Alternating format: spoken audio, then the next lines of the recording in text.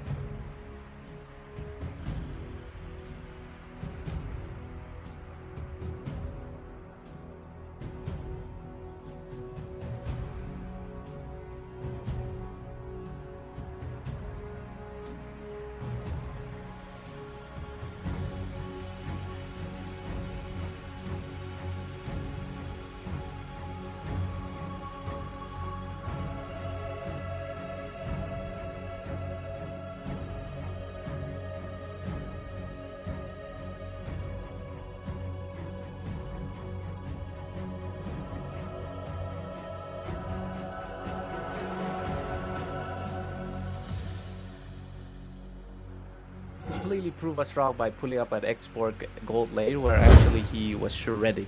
And yes, we also got the teams. They're going to have the 2 points as well. They did lost one. I think both the Bhutan teams, they kind of lost like 1-1 each, but they did end up securing the double wins and a very good start for Bhutan actually. But as for Bangladesh, it was quite unfortunate to get the double losses. Even Sri Lanka, they got their first loss yesterday. But as for India, finally get the W points, going for a full sweep with the 2 victories. But right now, we are going to see if Sri Lanka can make a comeback, or is India still going to make the lead over here? Because our Armageddon Esports are going to be forced to be reckoned with. I haven't heard for X3 Catalyst. This is going to be the first time I'm going to be casting for them, like a Sri Lanka team. Actually very excited, but as far as I know that Armageddon here, they have a new kind of lineup session on the mid lane as well. They have been performing, I think, great on the Mythic Showdown, getting some wins here and there. But other than that, nothing too much. Yeah, I mean, today, so we're gonna see Lanka and India in the first game itself, which is gonna be the best of 3. So yeah, the India, they definitely have the better edge. They have the advantage. They have 2 points already secured from yesterday's game. So Sri Lanka, they have to step up their game and they need to score up those points as well. And yeah, they have to equalize it. They have to equalize it with India, or maybe just overtake the other nation who has the higher points. So this is going to be a chance for Sri Lanka to do that here, because tonight's game, it is going to be the first game against Sri Lanka and India, and the rest of the 2 games is just going to be Pakistan and Nepal. So yeah, this is definitely the only game that we are going to see that Sri Lanka will be playing tonight against India. So they definitely have to get the points on both on their side. Indeed. And there's basically actually we have representative of every nations, any countries, but by the end of the day, this is still like a regular tournament where there is going to be only one victor, right? So we also are still on the group stage, and after the group stage, a few days ahead, we're going to go to the playoffs. After the playoffs, I think it goes farther till to the grand finals, and that's where they're gonna get the hefty prize pool, because only the winner of the tournament at the same time the runner-up are going to be getting that diamond prize pool for themselves. But I think most of the teams, I actually went in a small interview section with the team. I think one of the team members of X3 Catalyst, they were kind of saddened that they thought Armageddon was not going to play, but instead they were actually very excited after knowing that Armageddon is going to participate in the tournament. Instead of going for the forfeit, they're going to be actually playing. So they did say they won the experience, and yes, they are going to be getting the experience right now against the neighboring countries. Or yeah, absolutely. But right now, the drafting is going to be starting in quite a minute now. It's been a while once. It's been a while we haven't casted. I think we're already washed at this point, but let's be ourselves. Let's be the iconic duo as always. But here we go, heading to the drafting phase. I mean, yeah, Bolty. Talking about us though, like as casters, it's been quite a while since we've casted together. So it is gonna be a night as well to be able to cast with each other, and yeah, I'm just really looking forward to tonight's game. And yeah, I'm definitely hoping that we're gonna have a lot of fun with these teams, because they're gonna bring so much thrill, and we are just totally up for it. And here we go. Drafting phase looking really good. But on the other side, though, we are not seeing those bans just yet. I feel like there's going to be refreshed into the drafting. And yes, Dangerous Grass is going to be the mode for this game, number 1. And there we go. Armageddon are going to be on the red side, and X3 Catalyst are going to be on the blue side. And so far, if you look at the bans, the first phase of the ban has already been done. We got a Grok, a Gatot, and Hayabusa. Very solid bans on the side of X3 Catalyst. They have caught up with the meta as well, as far as we can see, or the eye can see. And also Armageddon on the other side here, going to go for a much more mid lane to jungle oriented bans. And they are going straight for the first pick as Catalyst Esports. They're going to go for the Lapu. It seems like Twin Flame is going to be... Wait, actually, it seems like there's a bit of a bit of a draft switch, because there's Armageddon Esports on the Catalyst side, and there is also Catalyst onto the other side. So nonetheless, we can basically, oh, okay, I think Armageddon won the coin toss. That's why they're going for the first pick here. And look at that. Of course, I think Polina would want to go for the EXP. So he's gonna pick the Lapu, the bravest fighter onto the Land of Dawn. Yeah, I mean, talking about Polina, right? Guy is he's one heck of an EXP laner from the side of Armageddon, and a lot of times I've seen that whenever Indian teams are playing against Armageddon, they kind of overlook the fact that Polina is a really big threat when it comes to being an EXP laner. They kind of overlook him, but later in the game, we see that Polina is always the one that is carrying the side of Armageddon. Especially, when you are in a very dire situation where you're losing, Polina pulls up something which the teams get the advantage. So I do have to say that, Polina might be the carry of this game as well, with the Lapu Lapu that he has picked, because the Lapu Lapu is a very flexible hero.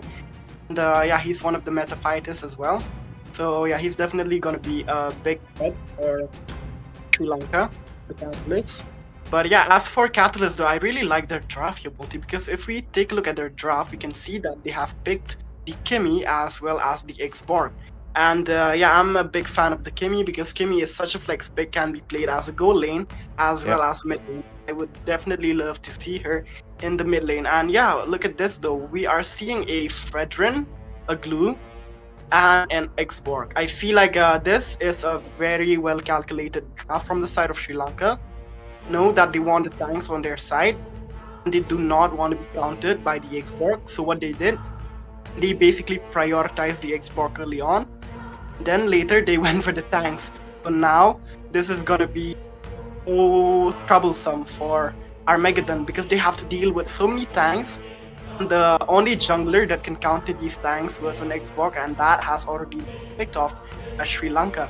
So now Armageddon, they really have to come up with a really unique strategy, actually, because they really have to cook up a draft that can overwhelm these. But yeah, looking at the draft of Multi, what do you feel about Armageddon's draft? Because I do see the CC.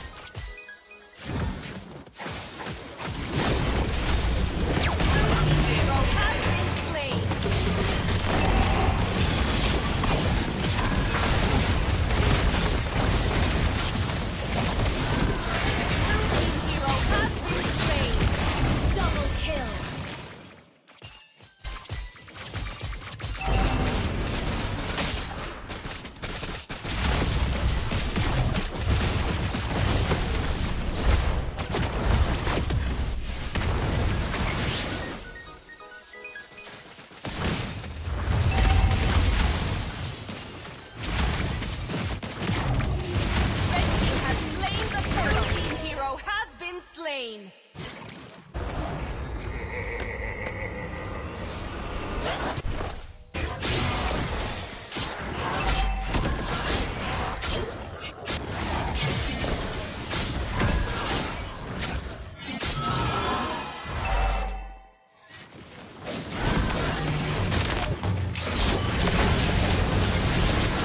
Red team hero has been slain.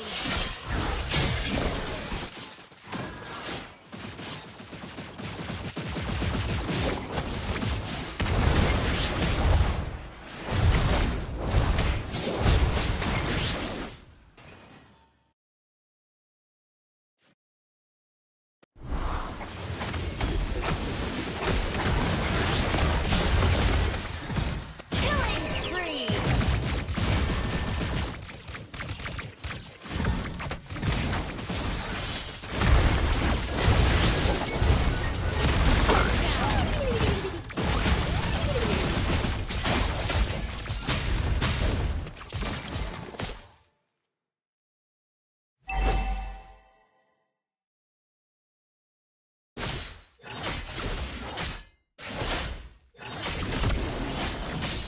Blue team turret has been destroyed.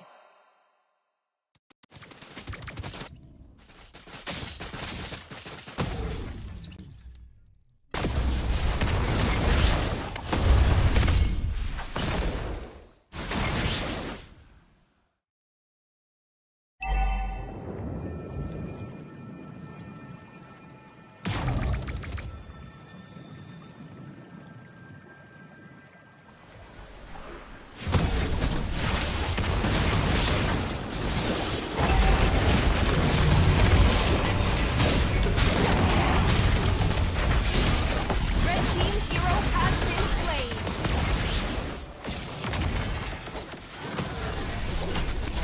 Blue team has slain the turtle.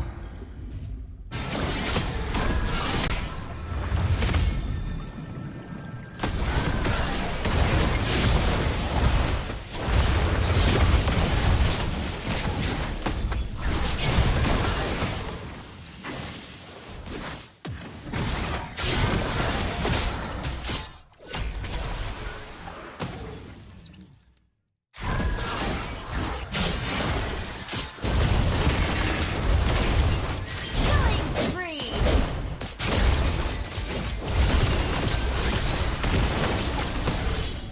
Double kill.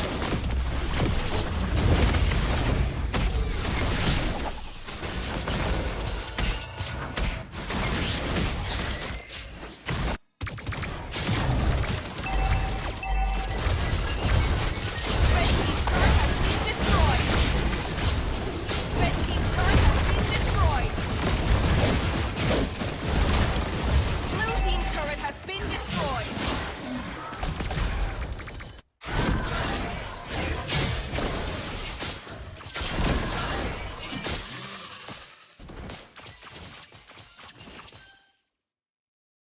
Mid laner. And yeah, talking about Sri Lanka, what's going on, Bolti?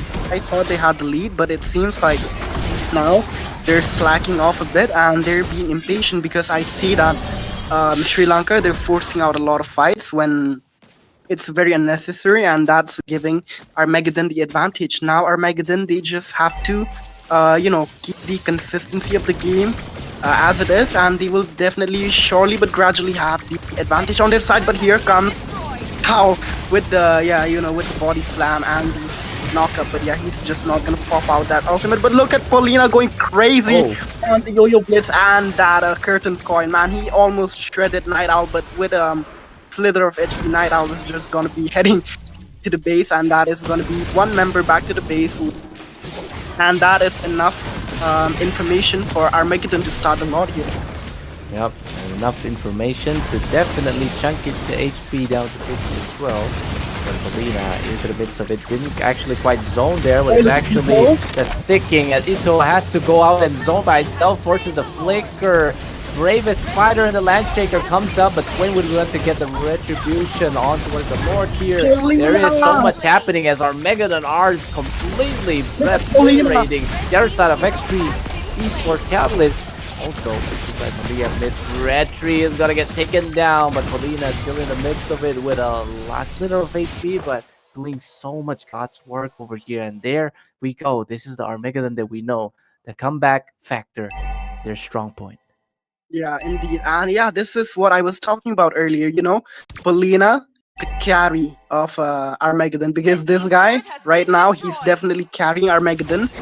And yeah, he has a KDA of 6 on 3, so that is really good for him. But yeah, talking about the itemization, we can see the items on the screen. You can see that Polina, he has the most items from the side of Armageddon. He has the War Axe, has Brute Force, and it seems like for now, he's making the Radiant Armor for the Kimmy, so that is going to provide him a lot of sustain as well. And yeah, look at our guy here. Look at Josie, he's just trying to get down the third onto the mid tier. But yeah, it seems like Ito being quite aggressive on the Lapu Lapu, going in front, not afraid of the brethren there. Yeah, not afraid of Fredrin, but the Mr. Retri is going to fall onto the hands of Swine again, but it's going to be Polina with a monster kill, just getting everybody. Remember, it's falling to the side, but that's going to be flamed down for the side of Armageddon Esports. As you can see, it's going to be a 1-4-2, still in favor of the side of Armageddon. With that, they're popping and chunking down the holy shields on both the mid and the top side, as Black Cat still has the totality to over sustain the damage is coming into the side of Armageddon Esports, and as they are looking forward to kind of crack down this tier 1, that is Swain with the killing spree as the glue finally falls. The glue finally falls indeed, and yeah, look at the map, Bolty. The game side of the game has totally shifted now. Armageddon, they have the advantage and they are on the lead. You can see that there is a 3.8k goal difference. And yeah, that is the advantage onto the side of Armageddon. They have the economy on their hands as well. And yeah, look at the mid lane here. It seems like there's going to be a little bit of a skirmish. Still being surrounded there by our guy Night Owl. Night Owl is just not going to commit with the heavy spin because he needs to save it for the bigger team fight as well. So yeah, look at our guy though. Twin Flame. The flicker heavy spin, the RWN pops out as well. The last incentive to take down Twin Flame. That is one member down to the side of Armageddon Esports as more are still being locked to be in the slaughtering, but Swade is looking in a circle. But Joji would be the one to say goodbye to the lobby for now. But with Sane getting shut down, Dead Zone would give the Dead Zone to Swade indeed. Ito is making a run, but Xerox would be the one to use the traction pulse. We did see a Bravest Fighter being used to the side of Xerox. Ito still survives, and same with Polina. Both of the fighters, like a fighter goal is a fighter, living that fight, but unfortunate for them, they lost 2 on that fight without giving any trade. So it's still a free Lord without any contest for the side of X3 Catalyst. Yeah, I think like this was a really good fight for X3 Catalyst. Now they have the Lord on their side. And they also got 3 members out of that fight. But yeah, look at this, another fight staring right in, and yeah, boy, oh my goodness. It goes in trouble here. Too much slashes, but not enough slashes to kind of out-sustain the damage coming in from Xerox there. Ito is finally dead. But as you can see, the Lord will be marching onto the top side here, despite the turret disadvantage. X3 Catalyst have pulled it out, but it seems like Nightdoll is gonna go for the invade session, but she already onto the intel of X3 Catalyst. Armageddon Esports are looking for a swift, decisive action to take out this Lord. If not, this could pose a very big trouble. Big trouble indeed, but Josie's popping out the Spear of Alpha to get into safety, and yeah, it seems like the Lord is gonna be taken down quite easily because this is merely just a 12-minute Lord. It's still weak. But yeah, Bolty, look at the fight though. It still continues and it's just prolonging more and more. Oh my goodness! Flame doing something.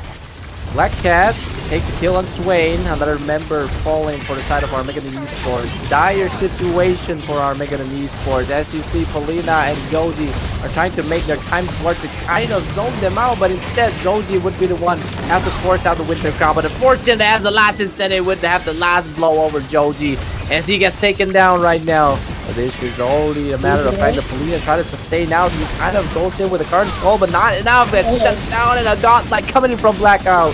And this is going to be the sky-piercing factor as he takes out Twin Flame as well. A missed traction pulse, but I think it was used onto the joy and victory of a team fight that they make there. 2 members remaining for Armageddon Esports as 3 fall in that. Everybody on the side of Extreme Catalyst are making a W.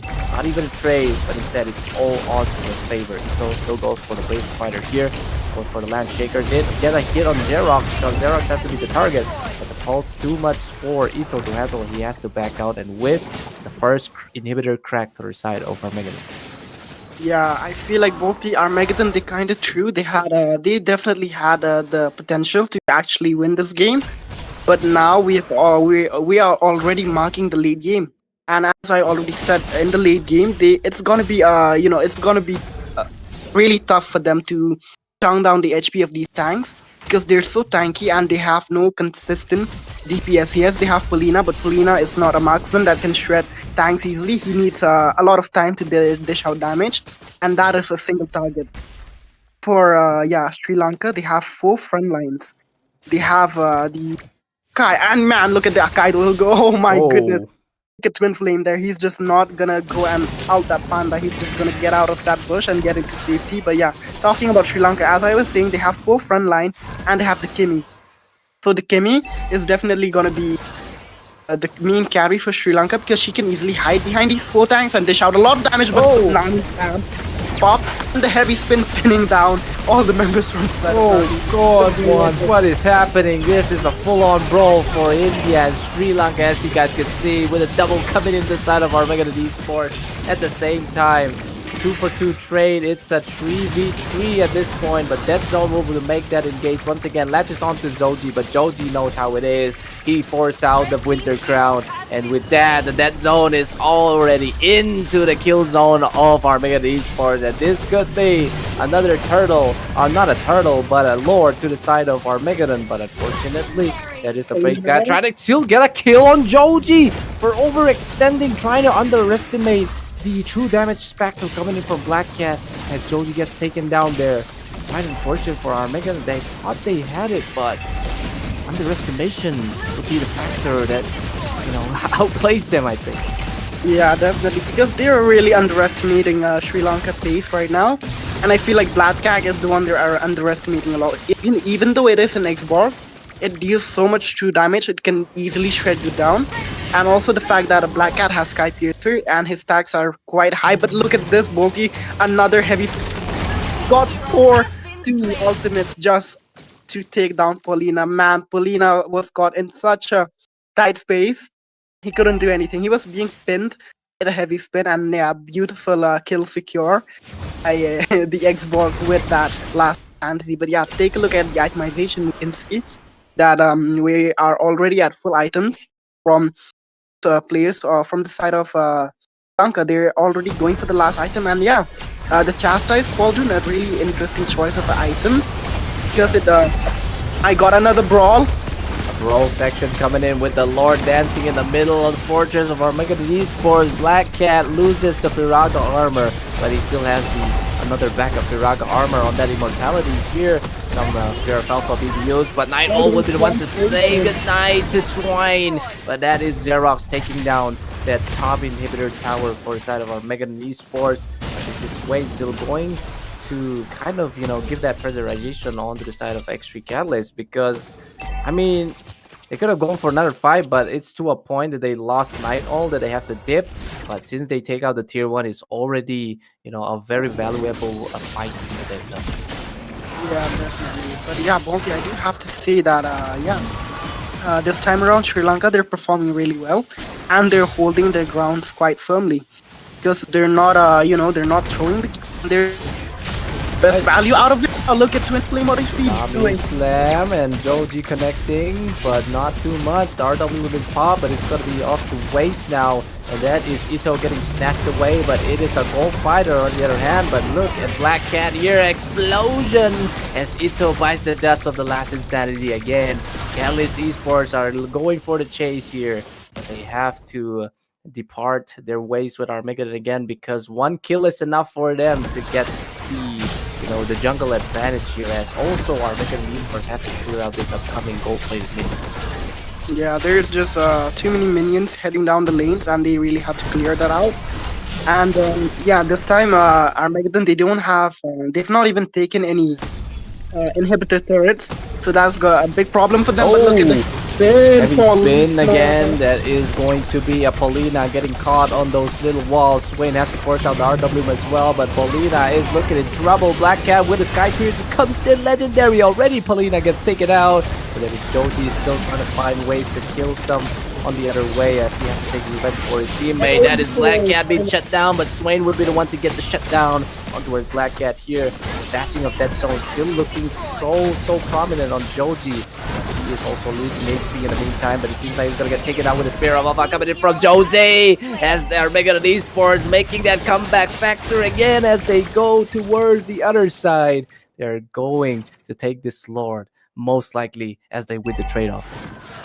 Yeah, I feel like Balti, this game is just gonna drag so long because there are just so many tanks, so many front lines. It's just a brawl game, and yeah, they can't really end it if they don't get a wipeout. So yeah, they definitely need to get a wipeout here. And man, look at yeah, Jovi, they're being taunted by the Fredrin here. Man. Yeah, Miss Retry, that guy is so aggressive on the Fredrin. Okay. Another tsunami slam. Paired up with Ito, trying to go for the slashes there. He goes with the smashing of the Land Shaker, but Night Owl would be the one to kind of take a lot of damage, but he's out of position, but has the immortality to kind of go for the item swap, but it would be unfortunate as he does not have any more gold to go for. The Winter Crown. He gets taken out by Josie and more. The Appraiser's Trap being dropped. Almost taken down Paulina, though, as Paulina has to force out the Winter Crown to negate the damage coming in from the Appraiser's Trap of missed retribution, and it's Armageddon are finding no time to lose in taking this Lord as Dead Zone still again making a little bit of momentum play over here again, but Ito is gonna go for the Land Shaker towards Miss Retry as Josie secures the retribution on towards that Lord as Ito gets the Miss Retry as well. This is way too much for Armageddon to be capitalizing on everything, but yes, they made it out. They get the Lord, they get the kills, and this could be the time to get their comeback. They definitely need to make the best use of this Lord because they have taken down 2 members, but they will be spawning in about a few seconds. We can already see Night Owl on the Akai.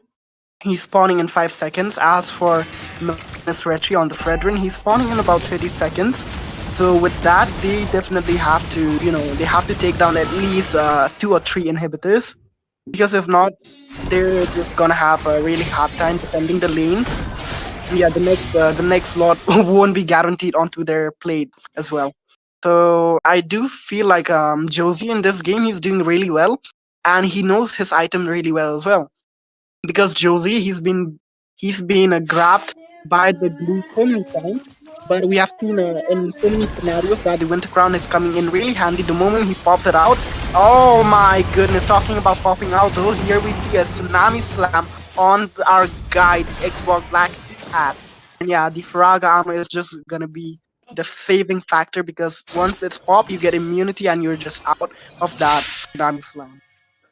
Did indeed, and that Tsunami Slam did almost end one of the members of X3 Catalyst, but that is going to be an enhanced Lord on the top side. This, I thought I was saying he's trying to hold for the very slither of HP, but look at top lane, is finally cracked for X3 Catalyst. Instead it was Armageddon, but now it's X3 Catalyst. But they're still going for more. Look at the Tsunami Slam connecting the mid side here as Dead Zone almost taken now. He has to lash in just to prolong his, survivability, but Serena would be the one to say no. But he gets taken out by Twin Flame, also gets the trade as Black Cat gets it for more.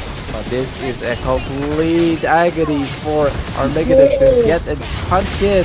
But look at Swain also getting the kill on Zero over here, but Black Cat again pop on the Firaga armor. Everybody's gonna go for the Crystal Lock as Armageddon has the chance to lock. Look at Ito so desperate to smacking the Crystal, and yes indeed, Armageddon Esports will carry on and deliver this first victory on this best of 3 series against Armageddon Esports versus the one and only X3 Catalyst. Yeah, man, Bolty, that was one heck of a first game for the first best of 3 of tonight, and the game was just being dragged so long.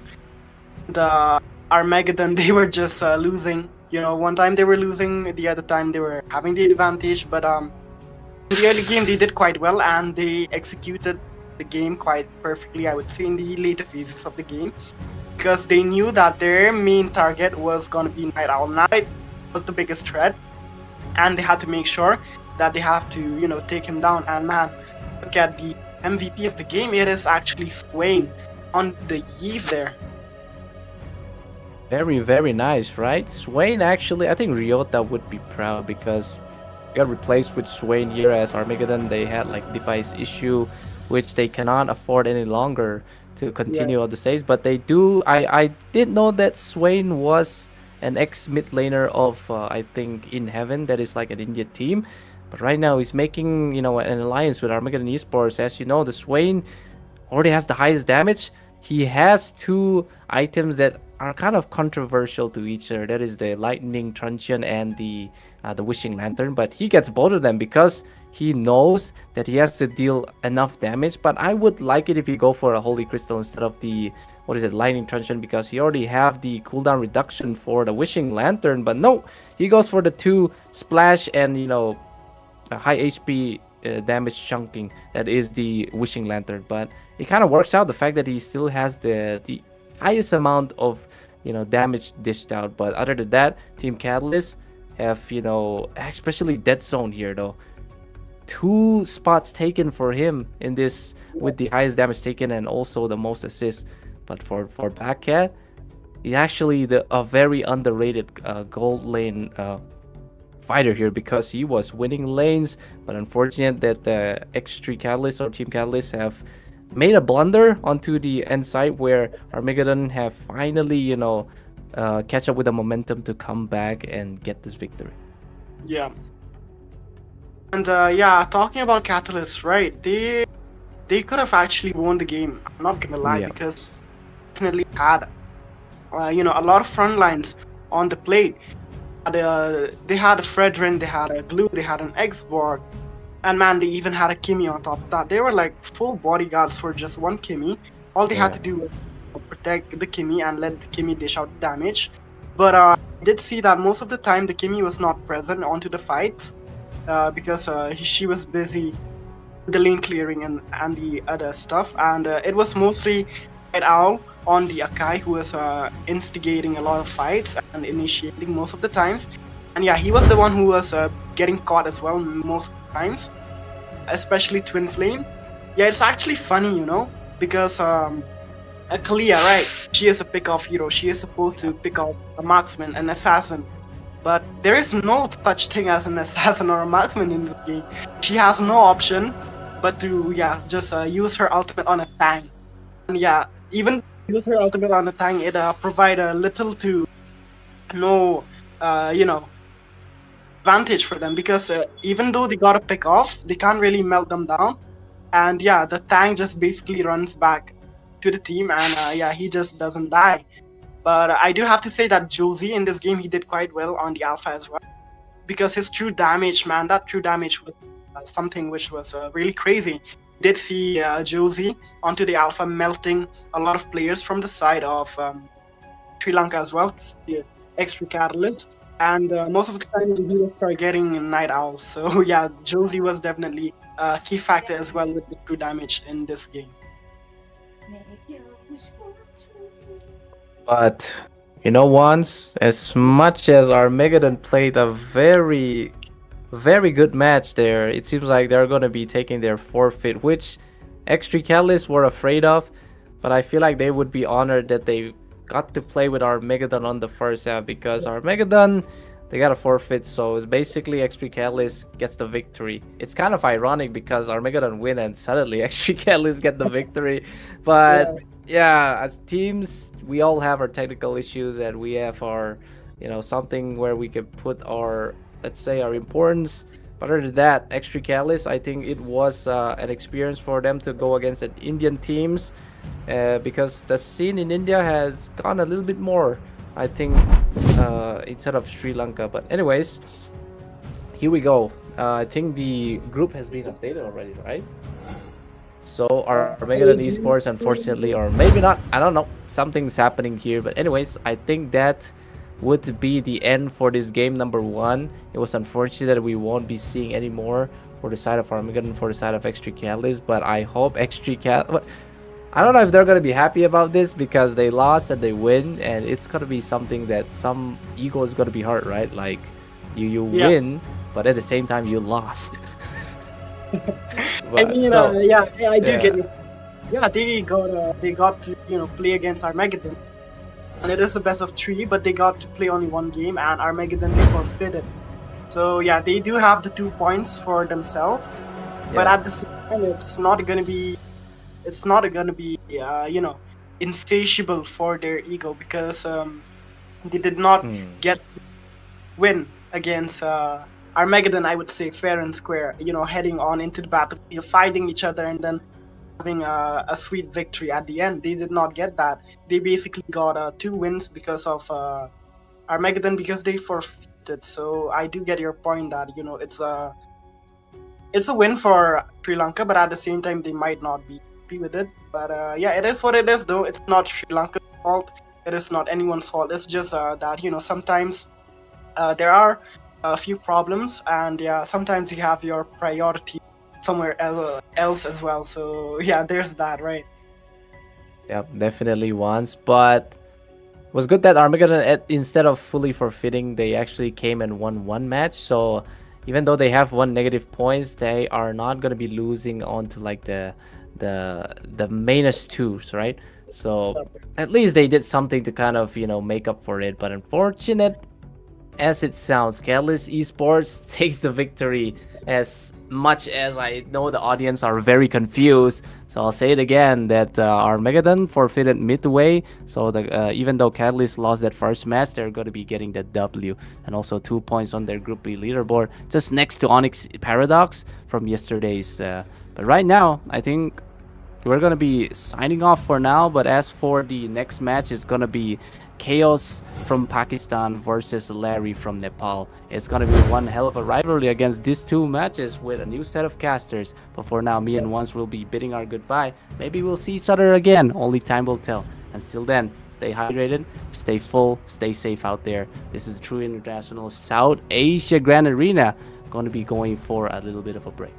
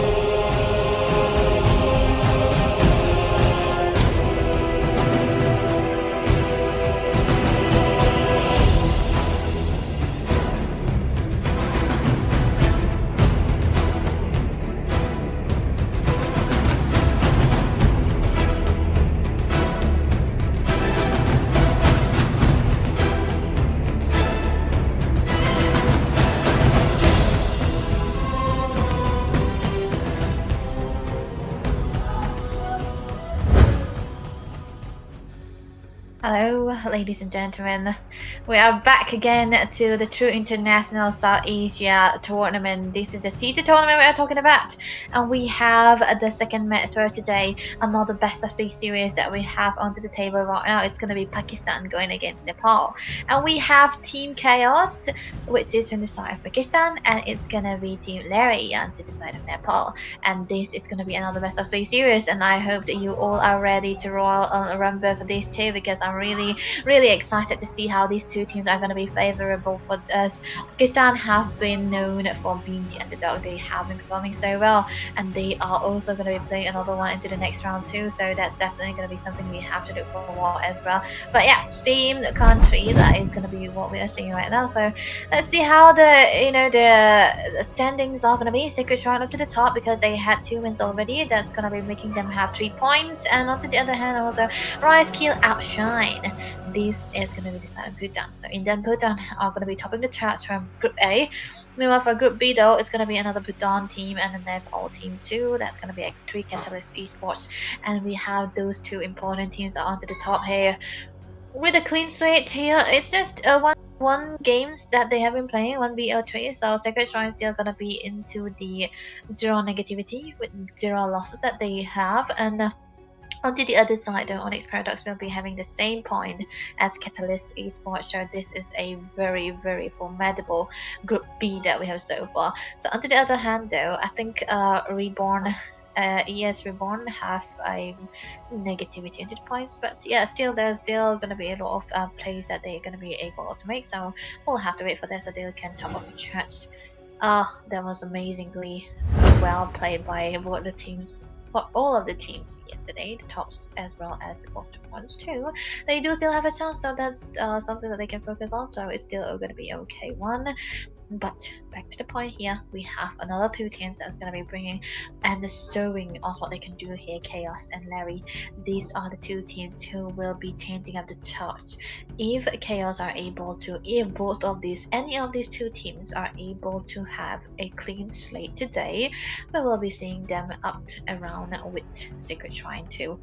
And mind you, Secret Shrine, they are the top one right now with General loss. Onyx Paradox also, they already support in this best of 3 series, so you want to have a clean slate so that you'll be able to top the charts too. So there's still chances for Chaos and Larry. So Chaos and Larry, it's a very good team that I have for 2 of the teams. But yeah, it's about the games, so let's talk about the games to be honest so far.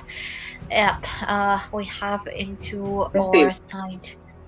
There are a lot of ways for these two teams to keep up with the momentum in this best of 3 series, because the game number 1 is where you're going to be seeing them testing each other out. And of course, best of 3 series are important because number 1, they are going to be able to learn each other's role and try to see how they'll be able to perform into the next round too. And number 2, I think that's one of the important factor is that these two teams will not be experimental anytime soon. Different countries. This is what I love about True International South Asia, man. They are gonna be joining 2 different countries together in a place in fighting in a best of 3 series, and they're always gonna be knowing which they're gonna be trying to know which country favor which meta. And we have seen a lot of flexibility into the meta for the Indian teams as well as the Bhutan team, but for Nepal and Pakistan, I think this is where they're gonna be revealing the true colors. And of course, this is a fighter meta, and of course, we're gonna be seeing fighters into the goal as well as the XP lane. But it is also a hard reason. It's also a hard combination to pull out. But there are some teams who fare well into the marksman steal that also can come through for Chaos and Larry, but not so much as early as before. But we'll see how they'll be able to do so, because some things are quite well seen but then not predicted. So Chaos and Larry, we'll see how they'll be able to perform, because Nepal has been known for their competitiveness into the ML scene, but for Pakistan they might be fairly new to this, so I'm really looking forward to seeing them. And I feel like they are also a new team for me too, so I'm in the same part as you guys, so we'll see how they'll be able to perform here. It's gonna be a new team, especially that now that we have it into the true international. So we'll see how fine and dandy both the teams are. I'm ready for the draft. So what can they pull out into the draft? That's what we are gonna be questioning about. We'll see. But the thing is, both these teams are definitely gonna be ready. We might go into the draft as we are gonna go fast and move on to it too. We have to wait a bit long. Hello, Debbie. I hope I did not make you wait long. Oh my goodness, you're back finally. That's J-Wo, guys. I'm gonna be introducing to you the caster here for today because I kept the introduction because I was waiting for Miss J-Wo. But hey, I'm gonna be Debbie here and J-Wo will be talking into the other side. So J-Wo, finally you're back. Yes, of course, I'm back. How can I leave you alone here? Especially when. Oh no, I can't really leave you alone. Yeah, you're one of my bestest girlies out altogether. So yeah, I cannot give you the whole load into your own shoulders. So yeah, here I am. Oh wow. Now finally you get to be back. So I'm gonna be telling the teams for you. And I'm not gonna be alone. That's what I'm excited about. So who's not gonna be alone is Team Pakistan and Nepal, because that's Pakistan, that's Chaos. Their squad is Chaos. They will be going against Nepal, which with a squad name Larry. And we also know that Nepal are the competitive scene. Pakistan are the underdog teams. So that's gonna be a class that we are looking forward to, Jero. Interesting names out here, right? But I okay. We got two different nations up altogether, so pretty new for me. But I'm expecting top-notch gameplay from both the teams as well. The name Larry though, it gives it's a bit. Yeah, we can get the reference from where Larry came, but yeah, the other one is Chaos, I believe. So both the teams are quite new to me as well, and I'm very excited. It's a best of 3 series, right? It's a best of 3. So 3 games, hopefully, if not 2 games, but that's more than enough to get to know both the teams. Exactly. Game 1 is where both teams are going to be testing each other out, and that's also where the caster do their job, right? So I'm pretty excited how they're going to be performing. So yeah, we are so used to the chaos style of the Indian teams and the Bhutan team, so it's gonna be a new leaf for us as well. Pakistan versus Nepal, and that's where all the the sets are gonna be seeded. And of course, we're going to be seeing them how they are able to draft them properly. But I'm pretty sure both the teams are definitely going to be well versed onto the assault and the utility too. And if they are not, they are so almost away for the MMs to carry too. So we'll see which one have the better chance, have the better adaptation onto the meta. Because fighter meta is something that you usually don't get used to adapt, right? Because most of the time, for a long while, we have been playing the marksman into the gold lane. The fighter meta, right? But I think with the decline of marksmen into the gold lane, I think there's still some viable options altogether. But I do prefer watching fighter. No, not fighter. I do prefer watching marksmen into the gold lane rather than the fighters altogether, because you get to see all those range, all those fires, all those damages that melts the front lines, whatever comes in their way, right? Rather than the fighter just sustaining everything and out and dealing all those damages, which honestly it is there, but it's not as exciting as we see in the gold lane. Exactly. There's no scaling in this meta. It's like directly going for the snowball, and whoever has the snowball will be having the better chance at the winning game too. And this is why the brawly teams are the one who shines the most in this kind of meta here. So I feel like you're gonna be seeing a little bit of a change up into the side of this both of the players. Still, most of the players who have been so good onto the marksman hasn't been able to perform that well. So there you are. You're back. I can see you, but yeah, I don't think this team can see you yet. But yeah, it's okay. They will be able to see you. looking so damn deep. But back to the Exactly. point though, we are just not used to the fighter into the gold lane yet, especially the Hmm. Indian teams. But some teams that make it that make the fighter meta used is like they're always up to the top. So I'm I'm not sure if either Pakistan or Nepal are adapted to that, but we will see here in this best of three series. Hmm. I'm just very excited for both the teams. Still waiting for them to come out. But okay, let's talk about the utility meta more rather than the damage meta these days. Most of the teams, they prefer to go for the three or four frontliners and then one main damage dealers onto the back line, right? So the teams who can adapt to all those all together, it just works out for them. But we see some teams that struggle to adapt to these kind of metas, right? So what would you tell them to go if they are having to struggle around all those? That's a important factor where we usually see Guinevere into the jungle when there's a shift in the meta and the teams are not basically used to it just yet.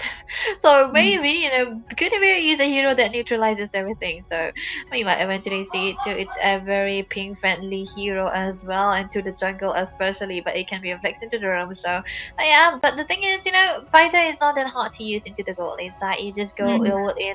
It's a brawl meta because there's also chest type cauldron. There's also a change up into the helmet also, and of course the dominance eyes as well. This is now a hybrid defense item, so that means that the more you have opponents onto the more you have enemies onto the other side, the more defenses you get. So that means that you are gonna be having a better option into the brawly team fight composition rather than a 1v1 situation. So try to adjust to the team fights too. So let's see how the draft is gonna be looking like, ladies and gentlemen. We will be seeing what both the teams are gonna be getting ready for, because that is what we all have been waiting for, best of three series.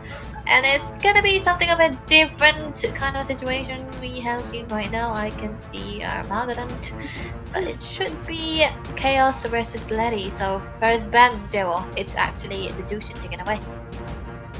Yep, the Zushin taken away. We can just say that she is gonna be into the ban list quite for a long period of time, because the meta just favors her up altogether, and the fact that she is she just, oh, there we go, there I am. What about you though? There, finally.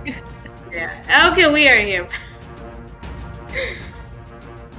Yep, there we go. But Okay. yeah, back to what I was saying. The meta just favors Zushin just too much, so you would just want to have her onto the ban list altogether, and maybe a first priority pick as well.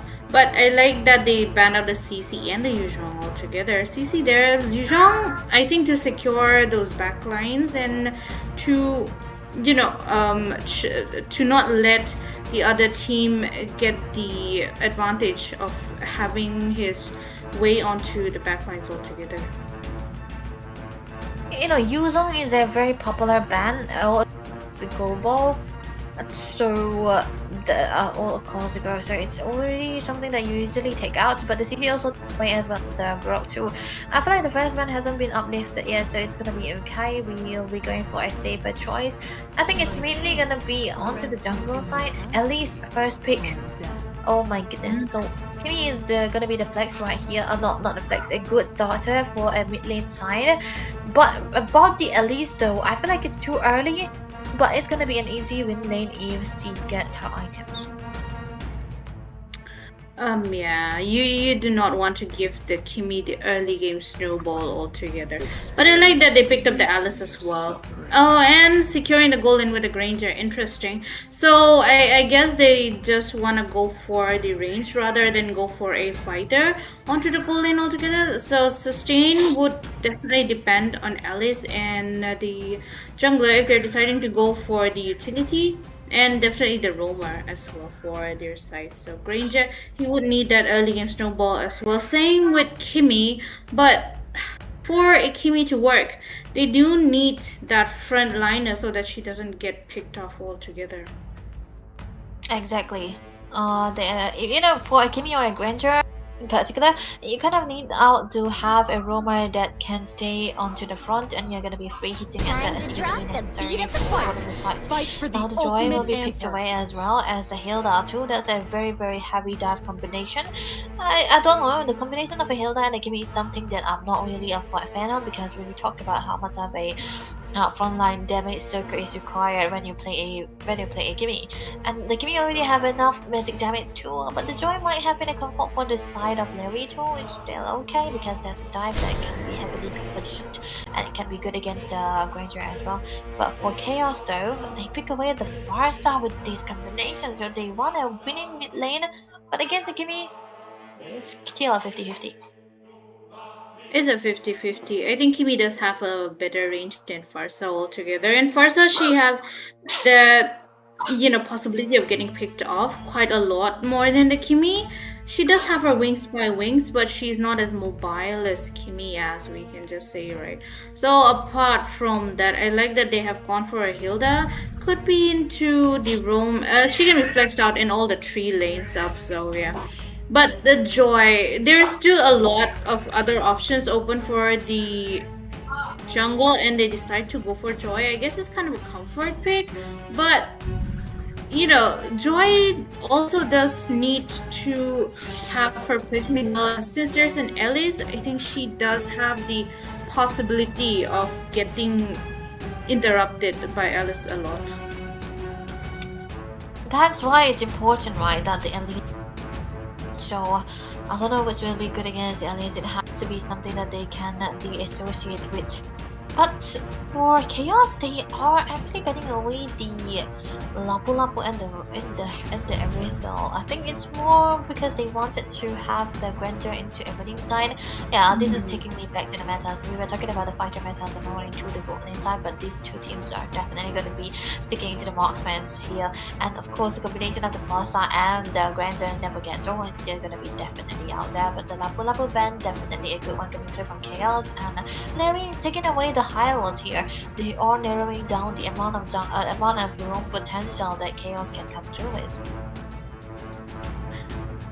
It just takes me back to the days. Irito was a classic counter of Granger, and they still respect it. Um, but still, I think in this current meta, she's just too much into the late game that you would not want to pick her up. But oh my goodness, and OG tank up here, which is not quite preferred into the tournaments, but we get a Tigria, and I would say he does have the potential from Ellis and the far south. Once he lands his, implosion together. Minotaur against Tigra. Interestingly enough, the heals are gonna be coming from the side of Larry quite a lot better. But at Hilda, it's not gonna be onto the Rome either. Okay, it might be much more onto the EXP, which is also justified. And a Ruby we get though. I feel like a Ruby is gonna be better here rather than any other because that's definitely gonna be something that they really wanted. Minotaur has been rising quite a lot into the popularity because of the little bit of a change that he have with the heal and the ability to have the amount of Ruby heal under the later part of this game is killing. So yeah, with the build, I usually say that Minotaur is actually a Guardian helmet, but in a hero version because of the heal that he has. Let's see how they'll be able to fit out because there's a lot of sustain coming through from the side of Larry. Chaos though with lot going to be Esmeralda, which is very good option you want to go for when you are facing a lot of steel, and I feel like they just wanted to counter out onto the Joy here. If Minotaur has his hands on the Flax of Oasis as well, it's just gonna be benefiting Esmeralda quite a lot, right? Especially she does benefit off those shields together. But yeah, I like the fact that she's gonna be going around with the front line with Alice and all. and the combo is just too much AoE oriented for their side. But then again, for the side of Larry as well, they do have that AoE, they do have all those initiations. I'm just worried that if Joy gets caught up between all those CCs that Chaos is gonna be providing, that Joy is gonna be a bit less useful onto their side. But the thing is that Esmeralda is onto the jungle, I believe, or is it gonna be an Alice into the jungle? Because both of them are still quite viable options, right? Wait, it could be better if it's the Esmeralda into the jungle, but man, Or is it it's the still Alice definitely gonna be version? uncalled for. So let's see. But nevertheless, ladies and gentlemen, welcome back here yet again into the best of three series. This is AGA. We are watching through international. Another best of three. That's gonna be Larry going against Chaos, and we will be seeing who will be coming out on top. Oh, is an Alice into the jungle? Not an Esmeralda. Esmeralda would be into the EXP lane. Interesting. Very Oh, interesting. nice. I think, as you said, right, Esmeralda is much more preferred into the jungle altogether. But Alice also works. She just needs that early game initiation for her side. But yes, a lot of pokes coming in from both the teams. The mid lane aggro would be there for both the sides, as both of them do have those lane clearing in their hands as well. But for now, it won't be much. It would just be a little bit skirmishes here and there. Yep, I feel like that we're gonna focus on to the sprint coming the Hilda here. I think he wants to go for a little bit of an aggression in the early stages of the game so that they will be able to have a better time into the setups too. But we might wanna focus onto the emblem here again, Zero. Yep, looking at the emblem priorities, I don't think there's much of a difference than we just usually use, right? The rupture from Farsight, yes, of course. Assassin emblem on Granger is, I guess it's still justified because he does have his, blood. Ooh, wait. We get the first blood already from the Minotaur. The first blood secured, but there is the initiation coming in from the side of Chaos. That is a double kill. In hands of Ranger, surprisingly, he gets those two last hits. Right before the turtle also. Right before the turtle, the early rotation, the aggression coming through from Kenshi is definitely gonna be on fine, but he waiting onto the flicker, so that's definitely gonna be okay. Win-win, look at that. Securing the turtle in their hands. Larry is not gonna be backing down for a while, but we get a Fended Ezra coming in. Though JK Simba would be taking Kyra down, and one more person, Cyber, would be down for the side of Chaos. So right off the bat, a lot of brawly fights coming in from both the teams, not backing down at all. They are not backing down. They want to have a good lead. But Sarim onto this. Esmeralda have a vengeance onto his kid. So that is definitely going to be a little bit of a, aggression or a sustenance that they want to do for. But to win-win onto the other hand, going in onto the invade. Yep, we get an invade coming in there. Cyber would be getting taken down. The Alice in the early game is not working out for this side, but Esmeralda, look at that, trying to go after Minotaur. But he would still be going away. Win-win. Again, trying to maybe go for the purple buff altogether, but Chaos is there to value their jungler, and they would be helping him secure his purple buff, not let anyone take it down. But Joy might have his eyes on Granger. Still a risky move to pull off through. Yeah, it is, but yeah, then again, I think it's gonna be very, very aggressive coming through from the Zoe to go for the Granger yet again, but they might want to focus onto the bottom lane side though, with the Tigreal here available, with the Implosion too. I think it's gonna be okay. But the fact that they have a Tigreal against an Zoe is definitely gonna be something that's gonna be behind for Chaos here, because whenever the Implosion is there, there's gonna be a piece of engagement coming through from Pin as well, so they have to be very, very careful though. But the builds coming through, it's all gonna be all tough puts from the side of Chaos. They don't want no magic damage onto this side, and the fact that tough puts also, change up to lessen down the amount, the duration of the cooldown. It's definitely going to be something that they want. Yeah, I think the itemization would most probably prioritize the anti-heals first, because they have an Minotaur and the Esmeralda on either of the sides, not to mention the Alice as well. So they would want to have lesser heals coming in, going from their side when they have those team fights onto them as well. But Granger, right, he's playing it really safe. He does not go for initiation before his team even goes. But look at that, Tigreal 2-man push, but he won't be having his implosion on the way since he does not have his teammates onto the side. But we get a lane cut coming in from the side of Larry, and once again just a little bit of poke around. Win-win trying to go with the joyful beats, electrifying beats popped out, but that would just be to scare off Sareem on that Esmeralda. Although the bottom lane, it looks like it's gonna be going down. Oh, we get an initiation, but a disengage right after that. That's a one turret down the drain for Chaos here onto the bottom side as well. And this is the rotation that they want right now for Larry. They are going for a 4-1 situation where the Joy really have to go play out the Metro so that they will be able to get the momentum onto the map side and have the pressure all together in one place. And then again, they will be rotating on the four members onto all the places so that they'll be able to have a 1-member advantage, and if the plan flops it out, they'll be able to trade it out with the turrets as well. So that is something that they really want to do for. So Chaos, they need to find the disengagement, they need to find a place on how they'll be able to change up onto this rotation that's coming through from the side of Larry, and they can do it if there is an implosion. Even if there's 1 member, they can commit onto the implosion and the better airstrike, and that can be a deal seal. Yeah, Chaos is definitely chaotic as of now since Larry is the one trying to dominate throughout the whole map, and the fact that they already have 1 turret onto their name, it's kind of a start for the domination. But once again, we get a flicker baited out from Kyer. He's still surviving, implosion coming in, and defended airstrike. He would be taking that killing spree onto their hand, and a little bit of initiation from Esmeralda. Sareem as well trying to go in. He does have all those pokes going around, but Larry is trying their best not to give the turtle onto their side as well, and the pressure recovered by Chaos as of now, still going in. Minoan Fury popped out and a flicker, but Cyber would be taking the turtle in his hand. Kylo is caught low, he would be getting taken down and has a win-win. Kenshi flickers out, he gets away in the nick of time. Cyber, while onto the backline, trying to take out with his bloodlust altogether. Win-win still surviving, and Kuriom would be getting out as well.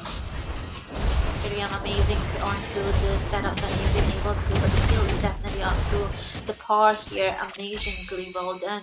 But the thing is, the setups that have been made by the side of Pakistan is definitely onto the par. This is something that they want to trade it out with, even though are onto their rumor, they were able to catch onto the retribution, and Kenshi was able to grab 3 kills onto the board. So that is definitely something of a gain that they are finding right now. So now that might be a little bit of an equalizer that they are trying to look for, listening down the goal lead that Larry already have onto the top side. That was a 1v1 situation, but Sareem trying to go for a steal onto that turret, but it was easily defended by the side of Larry, so they have to try again on the other side. But mid lane, this might be focused on.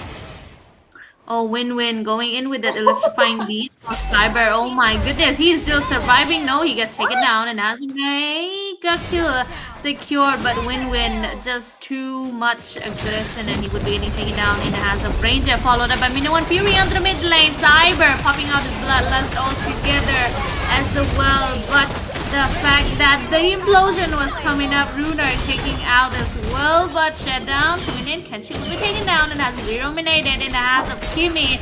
Sareem still surviving with all those shields and heals coming in from his side, poking around, trying to go after Simba, but Simba would be escaping as well. Yeah, that's the healing that they have for Sareem onto the Esmeralda, and it now there was a lot of heal that he have received, and that's gonna be making him stay into the team fight a long while. But on the other hand, though, I feel like a win-win. He was able to get out of the amazing zone, but trading out your life for everything is definitely not on par. But Kyrie, top lane. Yep, top lane, we get a bit of poke coming around from Runer, but would they be enough? Okay, that was just a poke, but hey, the traction burst though. Sareem out there trying to go after win-win, but he is still alone. He would be surviving that as of now. Cyber just trying to go. Oh my goodness! I'm offended coming in, but Kylo, he was still surviving. But no, we got a flicker, Minoan Fury. Once again, Kylo and the mark of 0 minute that he would still be surviving after all those kills used up just to catch him down. But it's time for the Lord.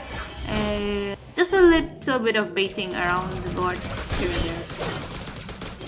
You know, this time I feel like the Lord's part is definitely a very 50-50 situational, because on the other hand, even though Chaos are losing our Lord to the early stages, they have more kills already in the opportunity right now, but they have reached the crew that are being engaged.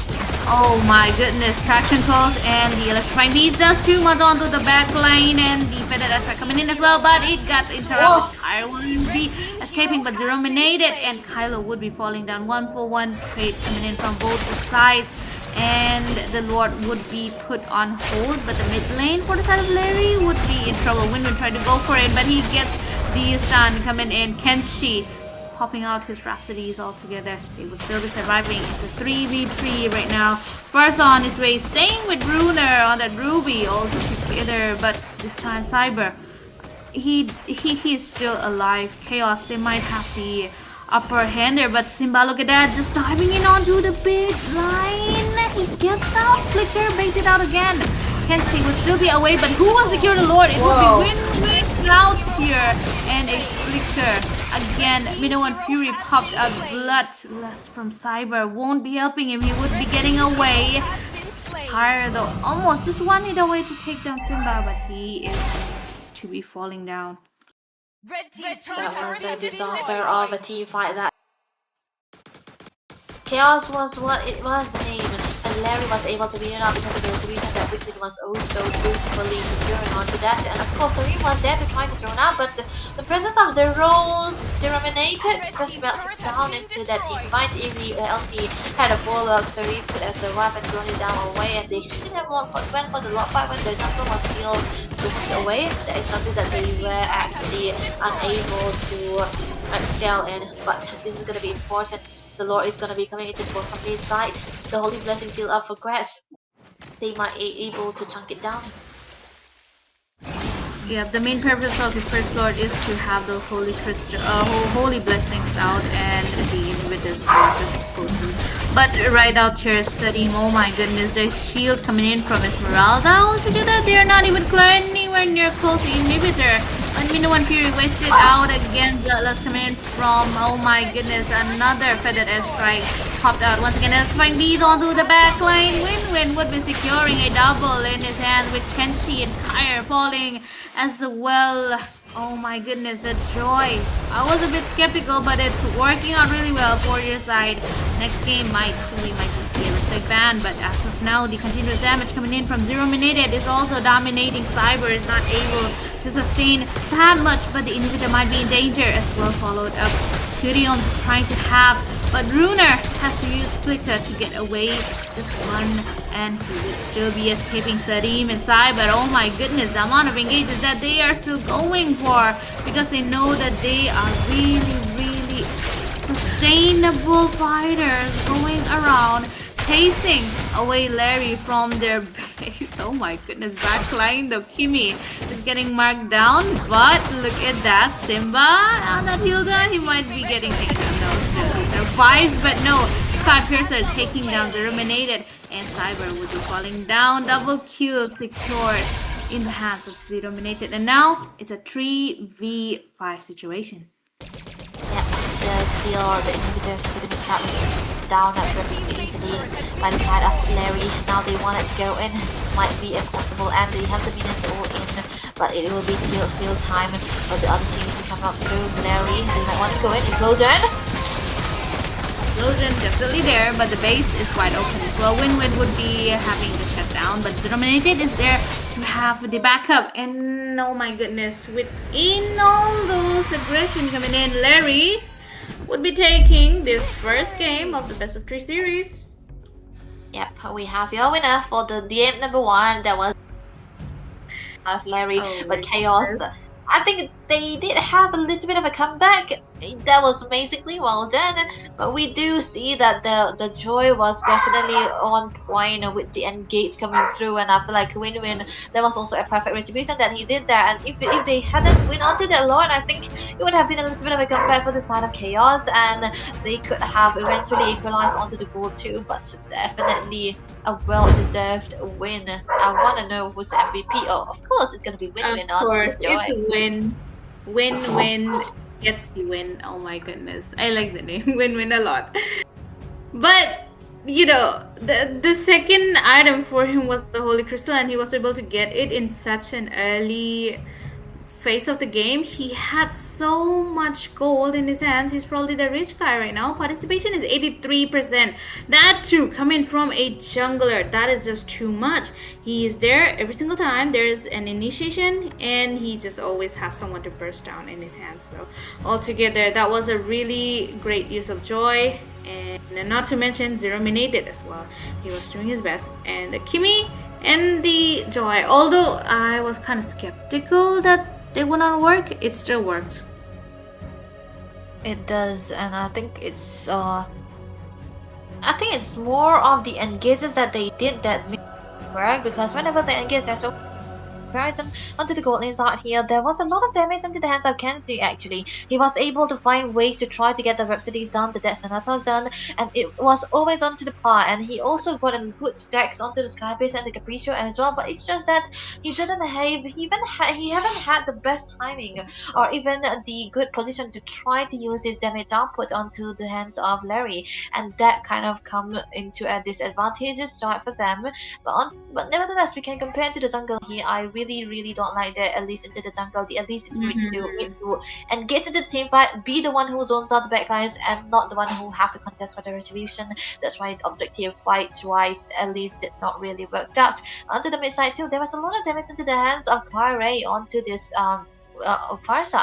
But when there is always a dive coming through from the other side, the Farsa really doesn't have time to ult in a very comfortable manner. I mean, the Hilda was the biggest threat for Farsa, right? Whenever she was having those feathered airstrikes, she was just getting interrupted by either the Minotaur or the Farsa altogether. Not to mention, she was getting bursted down by Win on that Joy as well. So that was quite unfortunate for Farsa to be picked out, because for her, positioning is the thing that matters the most. And as you said, the Alice in the jungle did not work out. The Esmeralda would have worked out a lot better than what we would have imagined, right? While Alice is there to zone out onto the backline, as I said. So if they had swapped the roles, it could have been a different kind of situation. But as we said, of course, Win he's gonna be having the highest gold, the highest damage dealt by Esmeralda. Surprising enough, it was not the Joy, nor the Kimi. Yep, it was actually Sarim to the Esmeralda.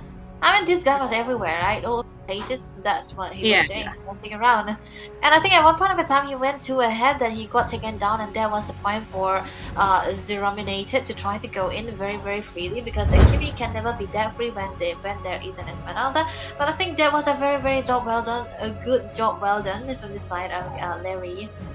But yeah, I feel like Chaos does have the blood in them, the thirst in them. They were able to perform good onto this first few fights that they had. It was just one point where they lost onto the Lord that made them stumble a lot, and they could have played for the Granger also, because at one point into the early games the Granger did got a stack, and when your Granger is taking up and have the damages and have a free farm onto the gold lane side, you want to play for him. Try to play for him. Do not go for the aggression unnecessarily, because you know that when there is a Granger free hitting onto the other side, you're always going to be having a good team fight at the start. Of course, there's always going to be a dive, but the first side can be that sacrifice, because they are always diving into the first side, and the Granger was completely ignored at one point of the time, so they could have made that work out. But it was still advantageous for the side of Chaos. They do still have a chance, because this is best of 3 series, and that was just the first game.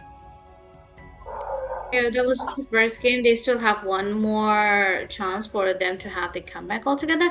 And as you said, Granger was already having the first game, the early game in his hands. So They could have, waited for Granger to get that item's power spike altogether in his hands. After the Sky Piercer and the Hunter Strike was built, I think he could have been a lot more present into the team fights as well, right? They could have prioritized the Granger over everything. So Yep. that's quite unfortunate for them, but still, as you said, they still have one more game in your hands. It's a best of three, so we can't really tell as of now. They might have just, misled Larry to thinking that it was maybe their A game, but Larry as well. Personally, I think Larry is really strong. Given from the way they have their team fights and their objectives secured as well, so we can just say that the next game is gonna be more interesting as well. Absolutely true. Because there's pure dominance from Larry too. Chaos had a fight. They had a good fight. They were just unfortunate enough to lose out their Granta in the perfect moment. And yeah, they will be able to do so because we'll be seeing what they can drop into the second game as well. Let's see how they are able to respond to the amount of kill pressure that Larry can bring onto the table. Chaos have a chance, but now they are gonna be into the first pick, so Elise is gonna be bent away, and then onto the other side though, Gatot. I have a factor with the Gatot that if you lose on the rank game or using a Gatot, you're just too bad, man. Gatot is a free win, so you gotta remove this hero from this picture here. Very good one. Yeah, I think Gatot is the most prioritized roamer as of now. And who would not want a Gatot onto their side, or who would not want a Gatot onto the ban, because he's just too much, right? The taunts, the AOGs, just too much initiation from your side. So yeah, just ban the Gatot out. But I like that they banned out the Joy for, win-win this time, a respect ban coming in, but they have banned out Elias for their side as well, so I guess they would not want to be giving Larry the Elias, but Elias is declining in the pick rate as well, so maybe they could have let that slot open and could have gone for some other hero as well. Exactly, man. I think Elias wasn't that much of a factor here. No. Really? Angela first pick? Okay, I'm not complaining, but I don't like it either. Chaos might be into some chaotic style. They do still have the chance to pick up the Barsha and the combination now that the block is opened. Oh man, Nepal have a very similar playstyle to India teams. Let's look at the pick. Rock and the Kimi. They are two heroes that wins out onto the mid side, and the Angela already lose out if it is into the Roma also on the mid as well. It's still it's also be a losing lane when there's an Angela, because the combination is definitely not out there. So they need something. They need something that can be a good clearance, if it can either be the Roma or the mid side, because Angela is still a flex. When can go into the mid or the Roma too, but what will be experience the euphony of suffering. They still decide to go for the Granger. I guess a combat pick for the side of Chaos. And an Esmeralda. Okay, now they're trying to cook up something, because the Esmeralda is gonna be sustaining and Angela's just gonna be the cherry on top, or in this case Angela on top riding Esmeralda and shields and the sustain as well. But as you said, in comparison to Larry, if Angela goes for the mid, she has the losing lane. If she goes for the roam as well, she has the losing lane. So I think the only way that Angela would have a winning lane is that Grok is onto the EXP or something. But I don't think that is the possibility right now, because as a tech charge and the and the traction pulse just comes in all together, it's a really good initiation from their side. But wait, that's an Irithel picked up by Larry, huh? Interesting. Yes, classic counter for Granger, but in this economy, Irithel, they have a double marksman already. Well, I feel like they just want to win out to the gold lane side so that they get into a position where he couldn't go out, and I feel like they want the Kimi to be the mid damage output here, and he might eventually go for the Skyfisher too. That is definitely something that they really can do. But hey, Larry will be bending away the high lows. That is a good setup. That of chaos needed, and they want that frontliner for the Granger too, and the high lows was definitely on par to that. But hey, I think it's still gonna be a bannable hero for Chaos, the Yishin, because even though there are already 2 marksmen, the Yishin can come through anyway, so there are not chances. But I don't like the Yishin ban though, because Larry could go for the utility still. But one thing though, Lancelot is still available for Crash, and it's so good against the Angela and the Fighter. Fight for the ultimate answer. But I guess they're gonna be keeping the jungler in suspense from the side of Larry altogether. But they banned out the Lancelot, so Joy is also banned out. Haya is banned out. We get a Yishin onto the ban as well. A lot of choking coming in from Win-Win altogether. There is no assassin for him to pick up anymore, unless he decides to go for a Suyo or just straight up go for a utility. But for Chaos, it's gonna be an Angela into the Roam and an Akai into jungle. Or wait, Akai, Roam, Esmeralda, jungle. Who knows? But yeah, the Nox is definitely gonna be under the mid lane, which is quite good going against a Kimi. She does have the damage, but not the early game kind that Kimi has. So Yeah. Baxia it is. It's gonna be the utility jungle in this time. Larry, they look good with the Basha, to be honest, because with 2 marksmen already on the team, he do not really need the assassin to as well, so that was something well versed and well planned by the side of Larry too. Now that they already have the first win, they can really be careful. They can't really be too careful. But on the other hand though, I feel like, it could have been good for Chaos to pick up the Basha instead of giving it away. Now the Angela heal or the Esmeralda heal will not be enough. The Lunox will be the soul melter of this Basha. But if you want to counter out the Basha, the early game you should play very good. The Basha which is behind is definitely something to face against. But hey, we are into the second game of this best of 3 series. The last second game of today, I believe. Chaos against Larry altogether. 2 teams and 2 different types of playstyles that we see. Yes, I am really relieved to see that it is a panda onto the jungle. Yeah. Sadly enough, there's no bamboos for him to eat. But yeah, apart from that, it's a utility versus utility. So in the end, it's gonna be the execution that's gonna be mattering as of now. Win-Win.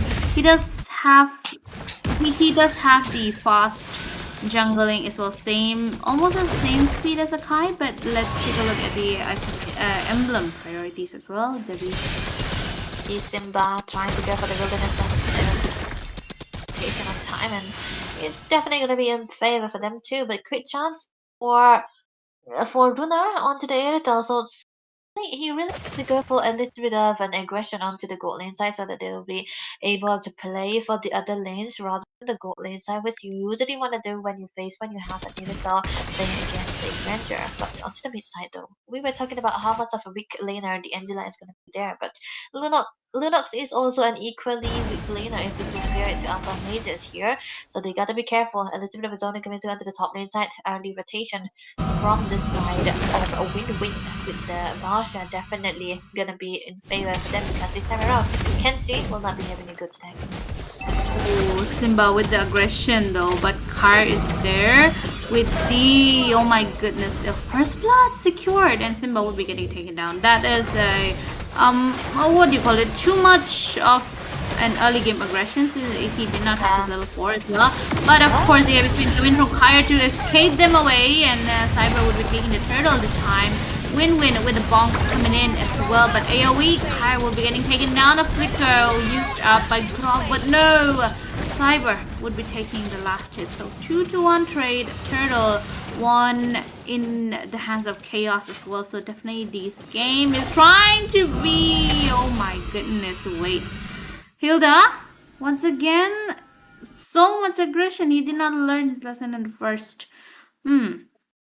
I feel like the most of the targeting that we have seen has even XP lane side rather than onto the gold side. So it could have been better if Larry wants to focus onto the Granger instead of any other hero. But might be do here for Kyrie, who was onto the Versa. The previous game will now be into the jungle with the Panda.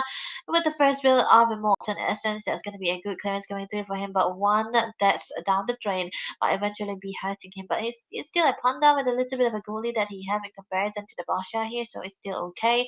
But you know what? For a Panda, you don't want to be behind.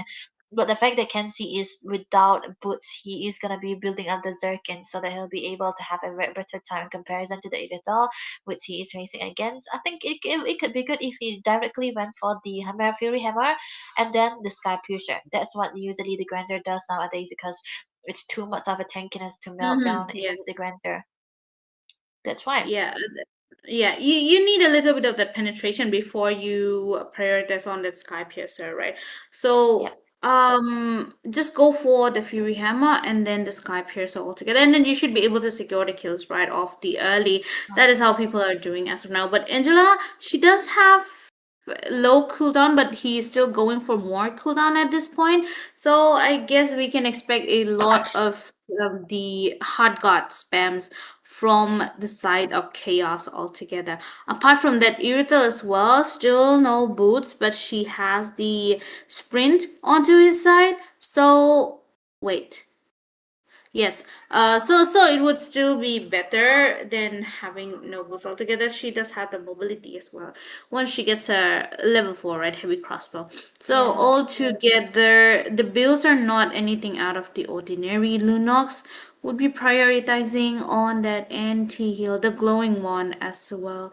I guess they would want to give the Sky Piercer advantage onto the Granger altogether.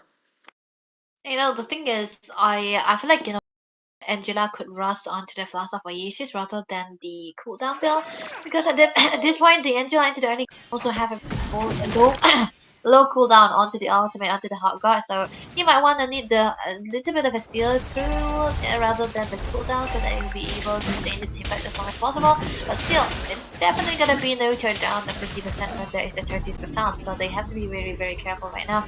A turtle is what they want to focus on, but then again, the goal lead is into the side of chaos right now, which is similar to the previous game that we see, but Larry were able to grab it away and rob them from their goal as well. So Golden King is actually Sharim. But mid lane though, I think it's gonna be two ultimates being wasted down upon.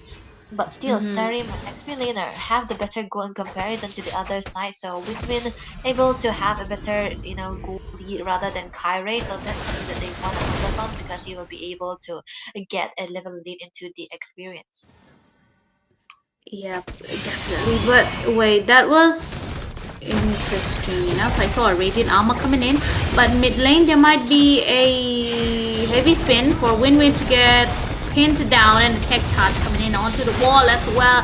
The heart got popped up, but high rate will be getting taken down and has a Simba altogether. Flicker onto the opposite side for Cyber. He would still be escaping with his brilliance, but the wall from Brock is stopping him, although he does survive. Kurio maybe a little bit too much into the jungle together. Attraction close once again, but Turtle secured by Win-Win. And then we see Simba taking one more kill in his hands. Just a little bit of that, what do you call it, revenge for the early game that he got dropped out. Yeah, that's exactly a perfect revenge though.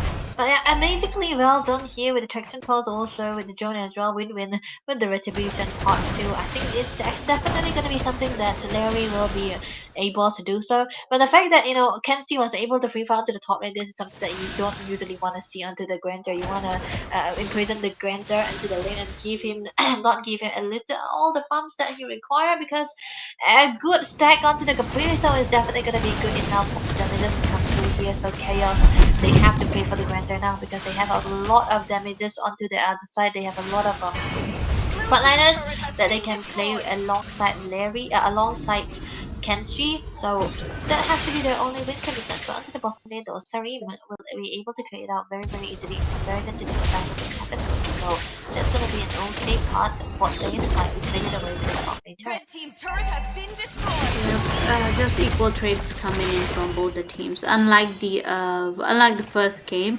where they got that domination onto their hands, this time it's a bit more well balanced game. But I don't like the fact that they are quite dependent on Kenshi altogether. But still, late game security is there for the side of Larry as well. Lunar on that Irrital. But as of now, we might see something as Sarnim. Okay, he won't be getting caught up. Just a little bit of poke around here and there, but the turtle would be spawning in under the top lane as well.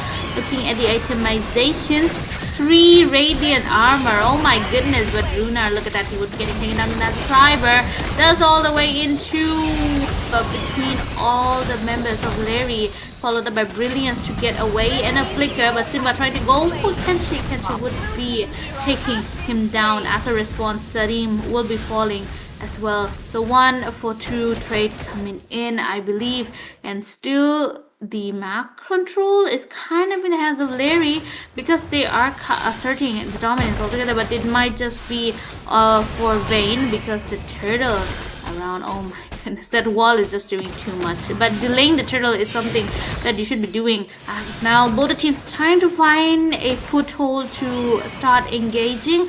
Kyer, I believe he should have his heavy spin as well.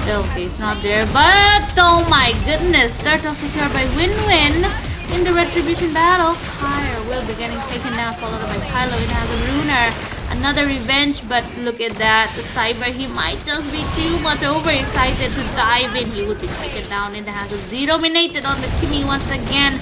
Simba just looking to cut that lane onto Kenshi, but Sarim is the one that's getting caught up. He will be getting taken down again. The Sky Piercer, 0 dominated, just getting a double kill. Wow, that was a mid lane taken down the turtle as well. Chaos looked like they were actually going to be winning onto the Asha and because of the presence of the Akai and the Endila together, but they weren't able to do so because of the presence of the Basha. They were always going to be shortening down the amount of heal that they have, but there was a lot of good stacks that they were able to pursue to. But still, they need to take down Kenshi even once. But then this is why I was actually liking the fact that Kenshi did not directly go for the Sky Piercer. Instead, he went for the Hunter Strike first, so that he will be able to have the good momentum, a good movement speed when push comes to shove. He will be able to survive onto those tech situations too. And I feel like he was able to do that here, so that will be 1 point for the side of Chaos. They are still in they were behind. Look at the wall. Head charge connecting 2 people together. Sarim falling down. A lot of skirmishes, but the Chaos Assault followed up, right? But Cyber won't be taking it out. He would be getting taken down. Win-Win just caught too much into the... Oh, he's just surviving for some reason. A lot of... Oh my goodness. A double kill secured by Runer. Alter that HP. He's just too tanky. He's just having too much of that... what you call it, sustain onto it. I am so sorry, but then again it's a flying cloud map, so they would be back into the battlefield very fast. But still, it's time for the Lord, and Larry would be taking the lead in their hands unless Granger and Lunos decide to pull up something. But they are getting zoned out quite a lot, and the Lord would be taken down in the hands without any contest. Together, Cyber as well. He's caught in the traction pulse. He would be getting taken down and has 0 minutes once again. And Sarim as well. Just too much out in the front. In the hands of Runer. That is a mega kill secured. 2 people down and Lord secured by the side of Team Larry. That was an empire that Chaos could have taken. They should have just given it the Lord and tried to clear it up. Then again, this will be a little bit harder for them to defend because they do not really have the better clearance in comparison to the side of Larry though. But they do still have the Linux, so it's gonna be an okay one. But then again, it's still a very awkward position for the side of Chaos right now. They are looking to go for a little bit of a good setup and a very heavy teamfight composition, but they cannot do that. The Chaos, not the Chaos, the Brilliance already popped away. The Boss and Instruction Pulse also in, but the Holy Blessing might eventually go away. The Lord is to the mid-side, but they are still able to defend it out. But it's gonna be the Holy Blessing that has been popped away from the side of Chaos right now. Larry in a very good position to try to go for the aggression. They might eventually try to go for a freeze so that they will not be able to give any kind of minions or gold into the hands of Mr. KFC. More builds already built up by the Irritel here. I think it will be hurting a lot when the next team fights come to Lunar. You need to have a very good position after soon, so that's gonna be a very big if they wanna go for it. Yep, too much aggression and it takes shots of 3 people coming in. Serim once again caught up. I think he's just being too much up in the front line. Even though he's an Esmeralda, he can't really sustain all those damages that's coming. But Winmin, look at that, trying to stun. Lunos has a brilliance out and the, oh my goodness, heavy spin as well. And shut down for Winmin in the hands of Kyer. And Team Larry is forced to get back. You know, dare I say that it's still in favor of the side of... It was actually Winmin who is a utility jungle that was taken down, not the backliners, not the Irita, not the Kimi, not Zeramato. Zerominated. But yeah, onto the other hand, if we talked about it, even though if the team is actually quite ahead onto the don't want to clean it up, but there might be something that they can do here. Go for a pickup and try to focus onto the objective here. But hey, look at the hard guard already popped away. So 3 resources already be burned away by the side of Chaos. But the Lord is 30 seconds away, so they can still have time to go for the setup. But then again, they need to clear out onto the side lanes, and it is the side lanes that is stronger for the side of Larry instead of Chaos. So Chaos, they need to play the macro very better, because even if they make even one mistake onto how they are managing onto the lanes, they are gonna be done. Look at that. Oh yeah, hard card once again.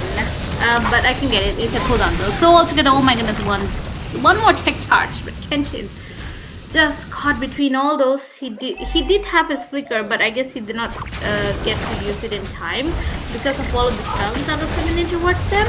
But the inhibitor might be in danger for the side of Chaos as of now. I don't think they would be wanting to go for the Lord, or rather, but that Irrital is hurting a lot from the side of Larry. I mean, look at the amount of crit that she is having as of now. But one person down, it is kind of a cue for them to go for the Lord and have the finisher into the game. Yeah, this is gonna be a free Lord right now.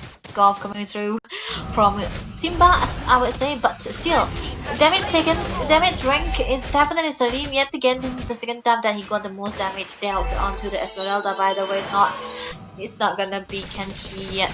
But hey, I think they still gonna be in need of the builds coming through.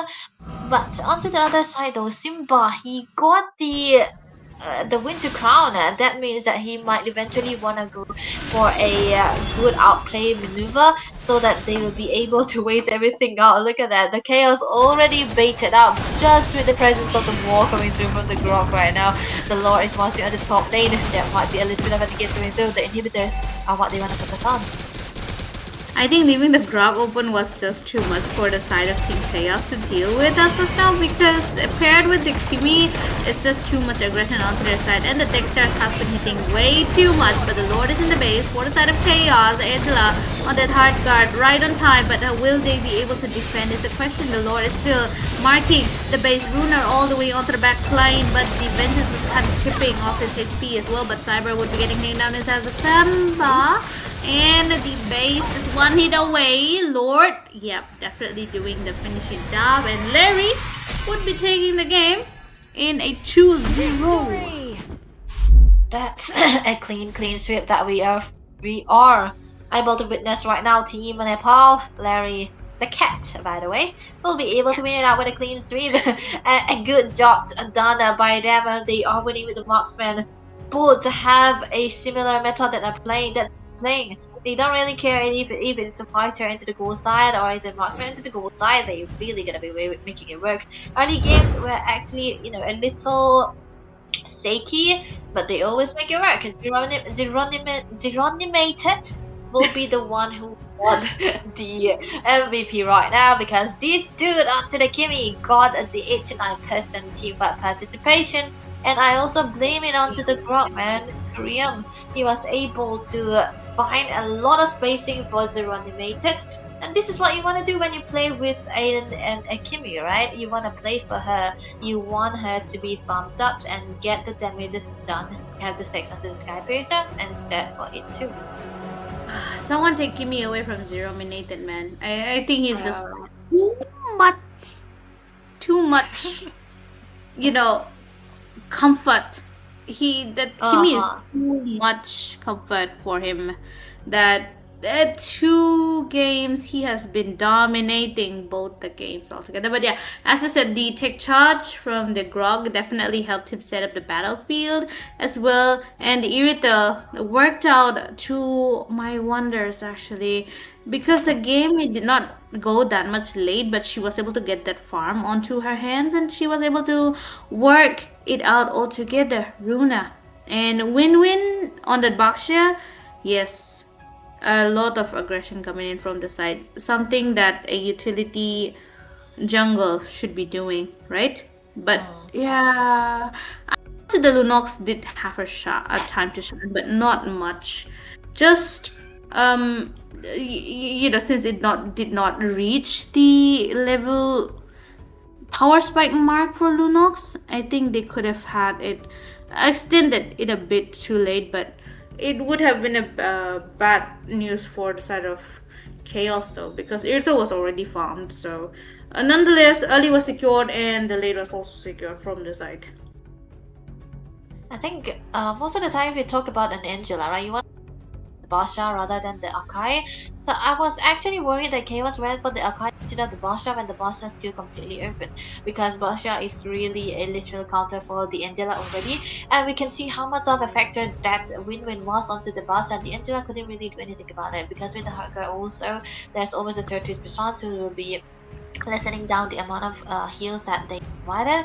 But I feel like, Sharim has been performing consistently onto this tournament so far. He was able to get the damages done, but this time around I don't think he was the main source here. He wasn't able to do anything on 170 score, and he has been dead for a lot of time, so that wasn't something that you want. Haruna, by the way, will be having the most goal per minute. But Cyber, who was the single onto the previous game, onto the mid side, onto this Lunox, will be able to get the damages done. It's just that he did not really have enough spacing, so that was unfortunate. Sandbag though, still gonna be a Sarim. He was able to get the damage into the previous game too, but he will be, be the one taking the damage this time around. Mm-hmm. Yep. I mean that's a given, because the way he was just jumping onto the front line, it's very obvious that he would be the one having the damage onto himself, because apart from him I don't think there was any other front line, right? That Akai could be counted, but he was needed to secure all the objectives and the team fights as well. So yeah, all the load just went on to the shoulders of Sarim as well. And I think the Angela's hard card could have done Sarim a lot more justice, but I think it all went more to Cyber on the Lunox altogether. So he was not able to sustain much as expected. So altogether, maybe the lack of front line helped Larry take that win a bit more as well. But overall, the match was just, a bit of one-sided, I would say. But Chaos, they did their best. There is gonna be might be in a position where they have to. Yeah, there we go. Nepal will be the number 1 right now with 0 losses, 2 clean sweeps onto the Group A, and for the Group B, still definitely gonna be unchanging.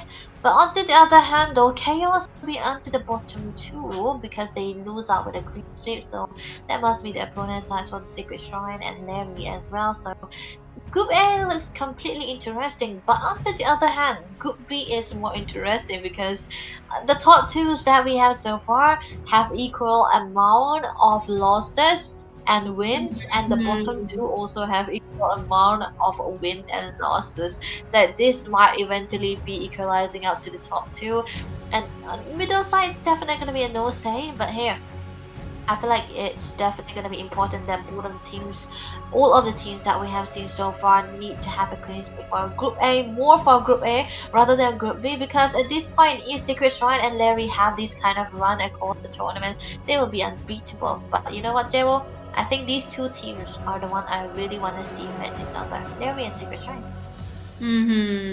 Yeah, I think that would be an interesting matchup, right? So yeah, You know let's you hope want for the it. best. Of course, I can't deny that. But yeah, let's hope for the best and may the best team come up on top as well. So with this, I think we still have one more game that's coming up.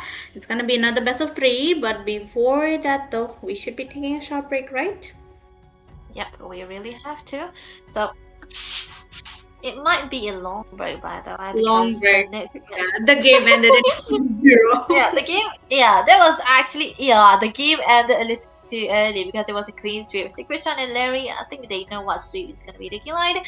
But yeah, I'm just hoping that they meet together in the next round. But nevertheless, we might be taking a 30 or 40 minutes break because yeah, the next game is scheduled for 11 p.m. for Indian Standard Time, and we have a little bit of a 15 minutes left. So stay tuned for that, guys. We'll be signing off and we'll be coming back with both 2 and 1s with next game.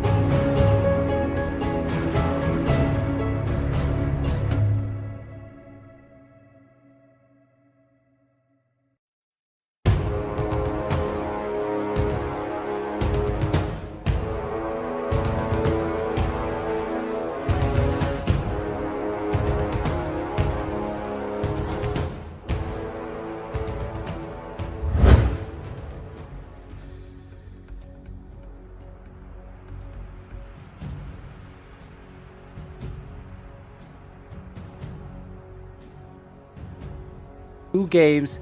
As you see, all our casters have already casted it. It was a pretty interesting match, except for game 1, which was a bit unfortunate, given the fact that Sri Lanka won.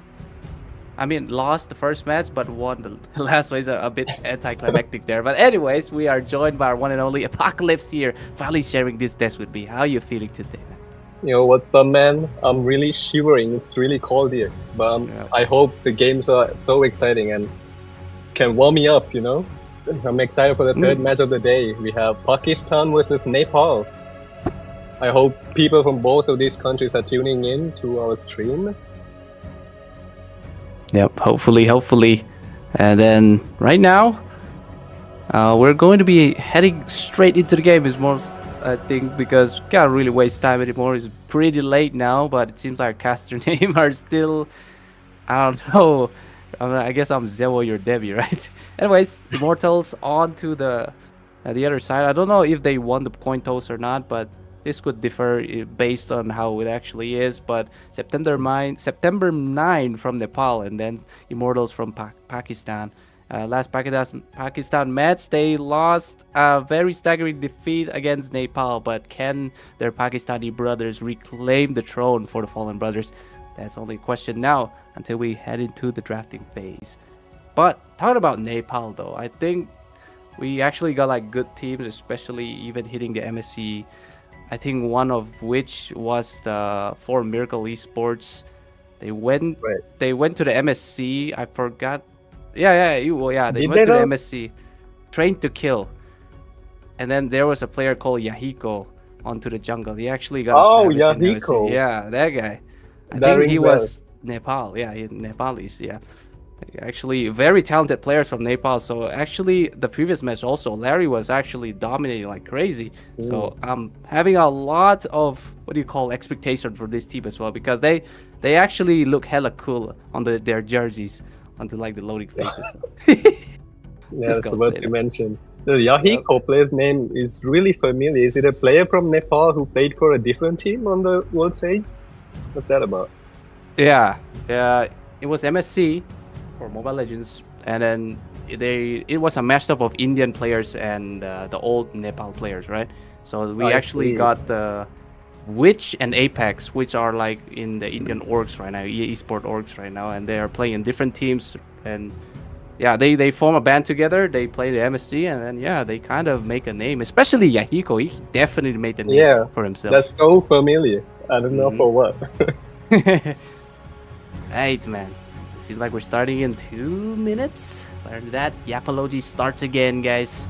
We are great to kind of announce that this True International, we have had like season 1 and 2 before, but actually we can consider this as like a season 3. But it's just that we are, covering the South Asian parts, and then this wonderful match wouldn't be,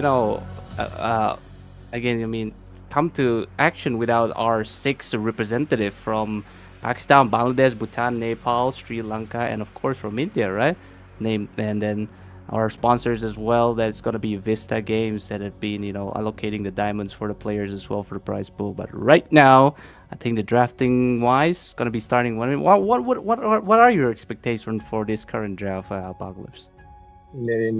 Personally, I don't have much experience with both of these teams, so I'm expecting them to go for the meta picks. We'll see if they go for will they ignore the meta and go for their comfort picks, meta in their own country, or will they stick to the global meta and pick some really interesting picks in the mid and EXP, and the gold lane, maybe go fighter 5 fighter picks. I've seen that in my server. It's really viable actually. It is, especially we're talking about CCs, Lapus, and what do you call the Xborg, right? But I'm actually kind of intrigued to see Freya in gold lane. If this was Philippine server, I think Freya's gotta be somewhere at least. I mean, after the revamp though, do you think still?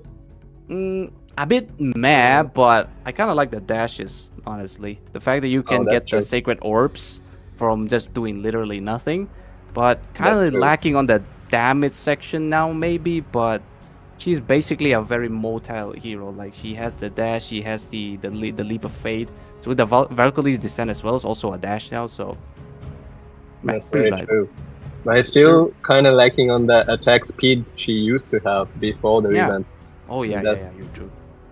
Yeah, that's an issue as well. But we will see. We will see what these players go for. Indeed, We'll be heading indeed. into the draft section.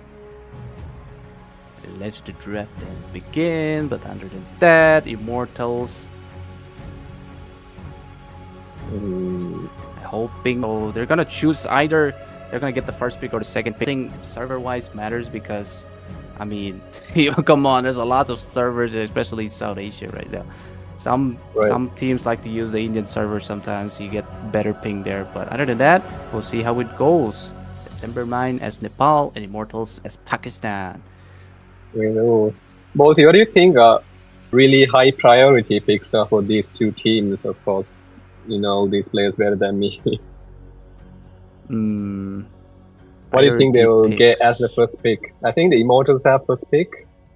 We don't know yet, but you might know because you're already inside the lobby, baby. But anyways, Oilers. The first pick. Let's see. I think they are We going need to to see some prioritize predictions CC. going, man. Predictions. Yeah, predictions. Let's Yeah, get some. maybe fighter go like you said. Maybe CC, unless if the CC is not banned. But we don't exactly see the CC be banned like the previous matches, right? They go for the Grok, they go for the Lancelots, they go for the Yishin. So CC is always out there, not being banned. But if it's banned, it's probably they don't want to deal with somebody that's having a lot of high mobility and a lot of damage that could be chucked down.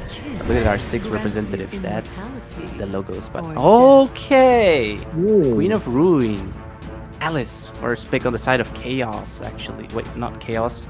This could be Immortals, right? Yeah, they are Immortals. Yeah, judging from their jerseys. Yeah, just as you mentioned, we can see a lot of utility-focused bans here. We can see Kalia, Lunox, Buckshot from the side of Immortals, and Fredrin, Grok, and CC. There are a lot of utility type of heroes, and they really cannot do much on their own. If I'm right, there's a lot of utility bans going on from both sides, and the side of September 9 already securing Kimi and Gato Kacha. And then in response to the Alice, what do you think about these 3 picks so far? Yeah, these picks are very solid, especially Agatot Kacha. We've seen it has a very high win rate in this tournament. Also in other tournaments, we've seen this guy is basically the king of roamer in this current meta. And also the mid lane, since people like to play the gold lane, they go for the mid lane Kimi that has DPS just to make sure that they don't fall out on the damage. They pick up the Sky Piercer for the final finishes. Oh, September 9, they're going for the double scaling here. And pick up a Yishin against this very tanky lineup coming in on the side of Immortals. Honestly, it's more of a really bursty drop. I don't think that's a good pick against this Hylos, Alice, and the Sukshin, bro. I hate this mage so much. Two-Face. Oh my goodness, with that Crimson Beacon. Is that Crimson Beacon? I think so. Yeah, it's so annoying to face a Sukshin and a Hylos. That's a really tough combo because Hylos can really slow you down with the Glorious Pathway, and Sukshin can just keep displacing you non-stop. Very, very true. We did know Hylos is relatively a counter to a Gatot in terms of the attack speed. The Ring of Punishment actually punishes Gatot a lot, but we're talking about the best factor of Gatot, that is the Unbreakable, that is the second skill, and the AOG, the Avatar of the Guardian, which is usually used to zone out defensively, aggressively. This is just a kit in itself. And here we go, another ban on the side of Immortals. Here comes an X-Borg. Yes, they are actually scared that they don't want to get melted by the true damage that will be coming from the other side. Maybe they can pick an X-Borg EXP or the gold, as you see. I think on the, I think Onyx Paradox actually used it. I forgot, what is that though? I forgot his name, man. I forgot his name, but he actually uses the X-Borg pretty well against this tanky lineup, and that they are kind of scared for that, you know, counter draft to come. So okay, 2 assassin jungles banned to the side of September 9. So it seems like they have to go, right? They have to go for like a jungle that actually deals damage because they already have the tanky lineup, they already have the utility. Other than that, I think the deny coming in for September 9 is very justified. Yeah, so far they are really, just like you said, Balti, they are really lacking in the damage department. And it's wise for them to get rid of the Hayabusa and the Lancer when they have YSS and Kimi, because they can just come and clean up the back lane. Go sing, sing, sing, and Kimi's dead before you know it. Oh, and they also get rid of the Ruby.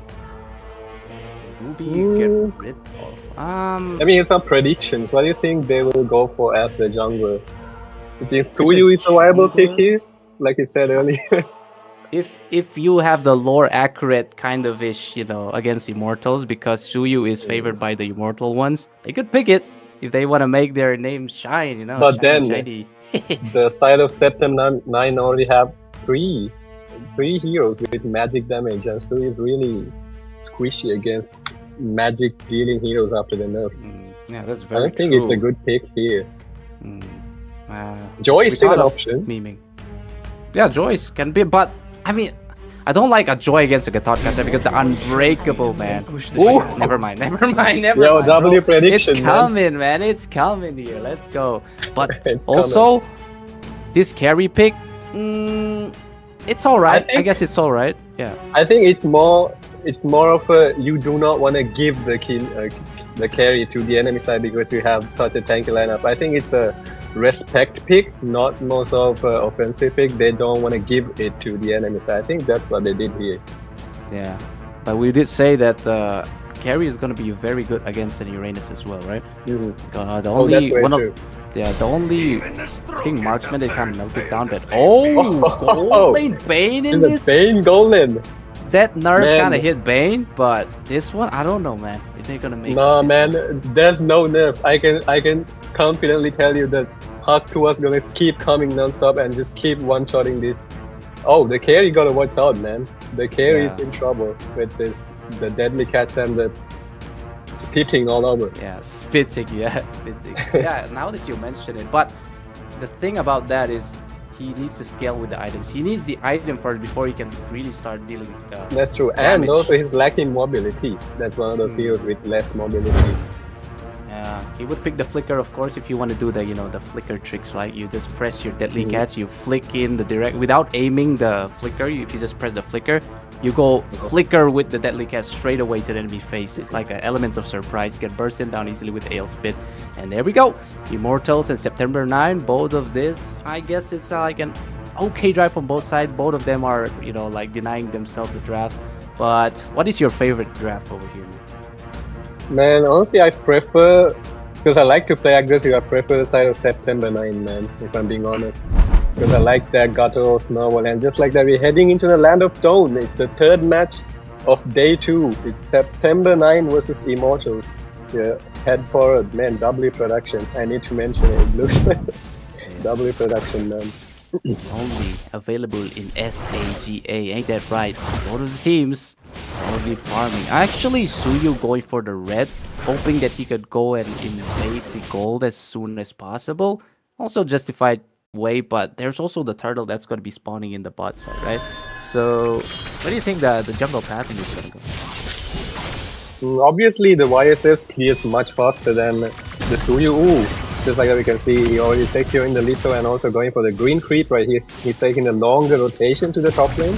And this way, it's also really beneficial because he can secure the level 5 before the turtle, which gives him a red tree advantage, and that's a really good spot to be in for the first turtle if you're playing as this lineup.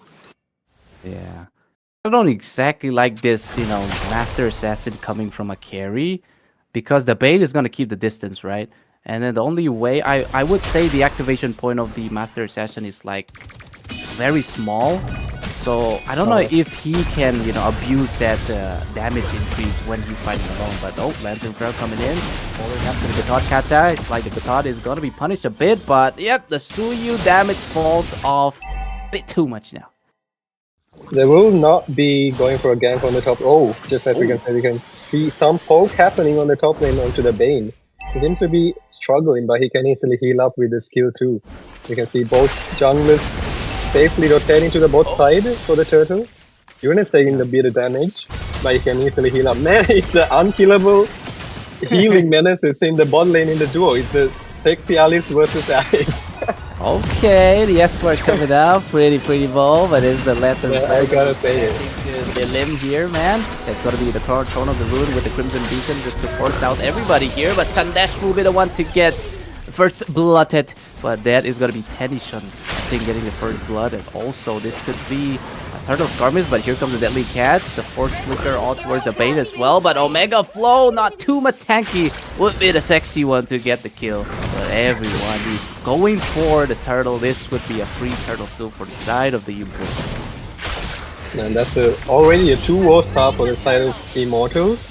And Vincent will go back to farming. He does not want to take any risks going for any retaliation. And we will see as they rotate towards top lane for another possible gank onto the Bane. Ooh, just I can say, we can see Bane taking a lot of damage in top lane. Flickers in, secures the kill. Gato Karja with the taunt.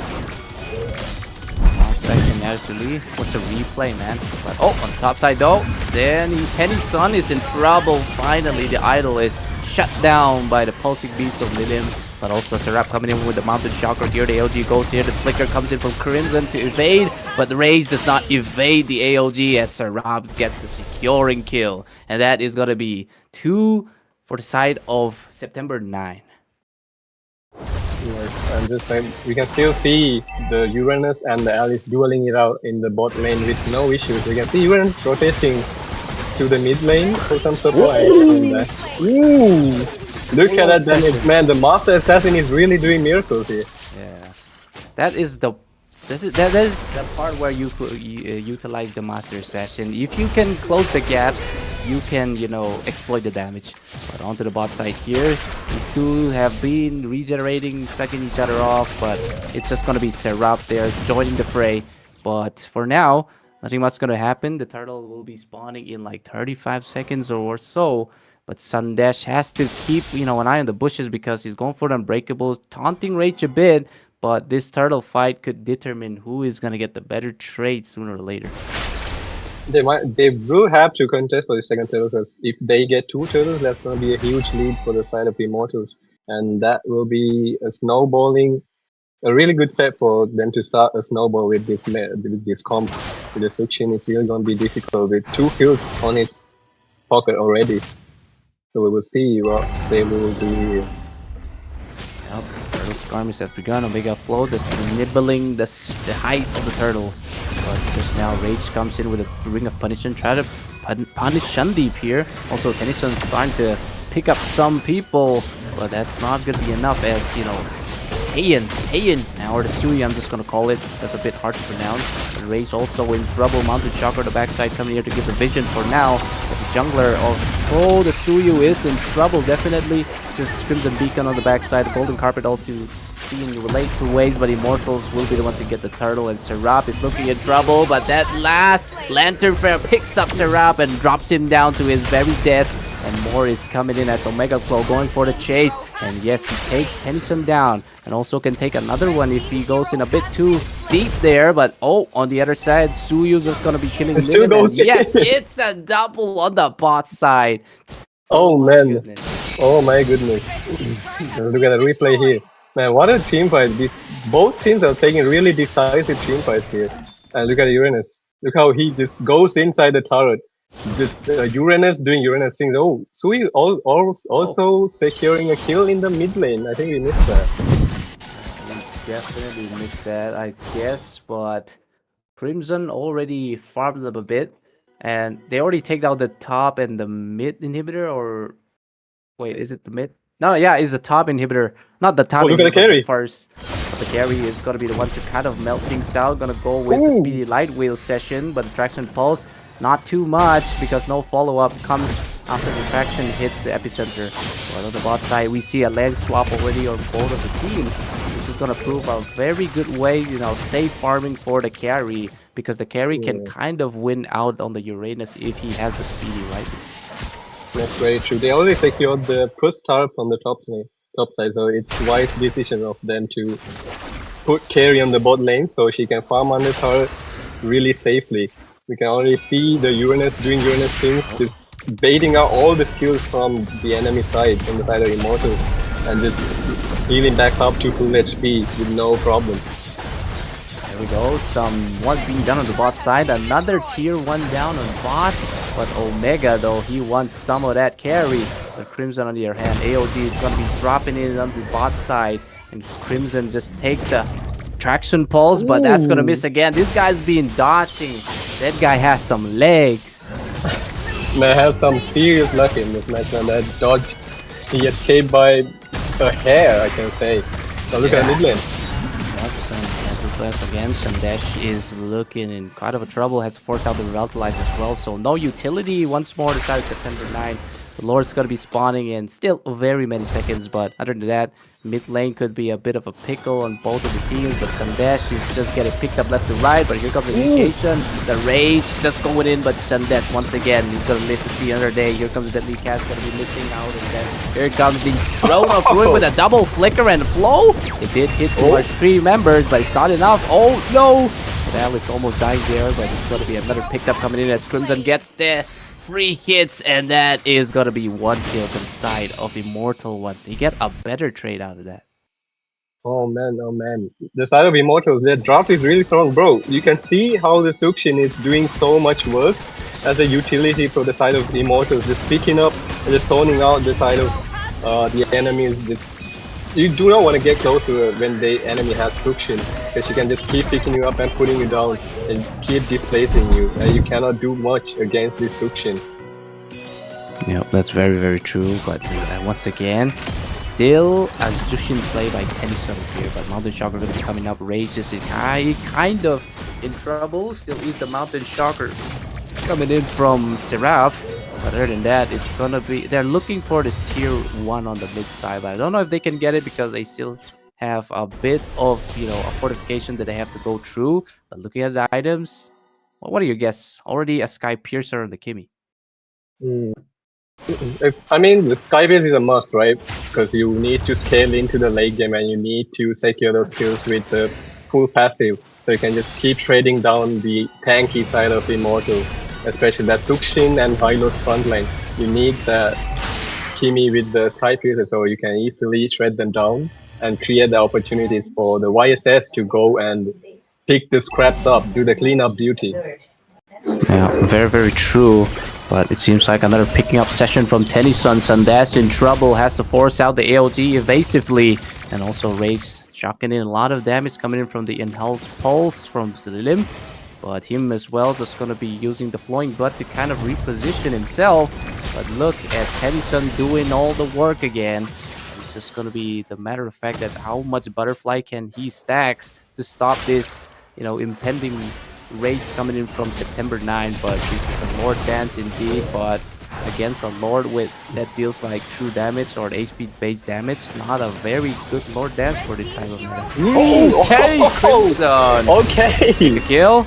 Look at that. More is going to be happening here, but that is going to be oh my goodness, straight up onto the side of this Lord here. It seems like September 9 still trying to contest because they have Seraph here. Mountain Shocker comes in. Crimson gets down, and that is Sandesh will be the one to get the second view, but Seraph is also going to go down. Rage get the kill, but on the side of Immortals though, finally secures the Lord, and this is it for the Immortals to finally get a better trade out of that. But Omega, oh, what are you doing? Overextending, super generous. Well, gonna get the kill onto her to live, and that just best time for Immortals to be, you know, using this push against September 9. Man, he had nowhere to run. He just got cut out from every angle that he can escape.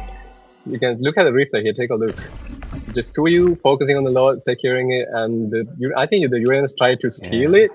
I don't think that was the best idea. Omega was pissed about Tennyson, right? He just went there chasing Tennyson.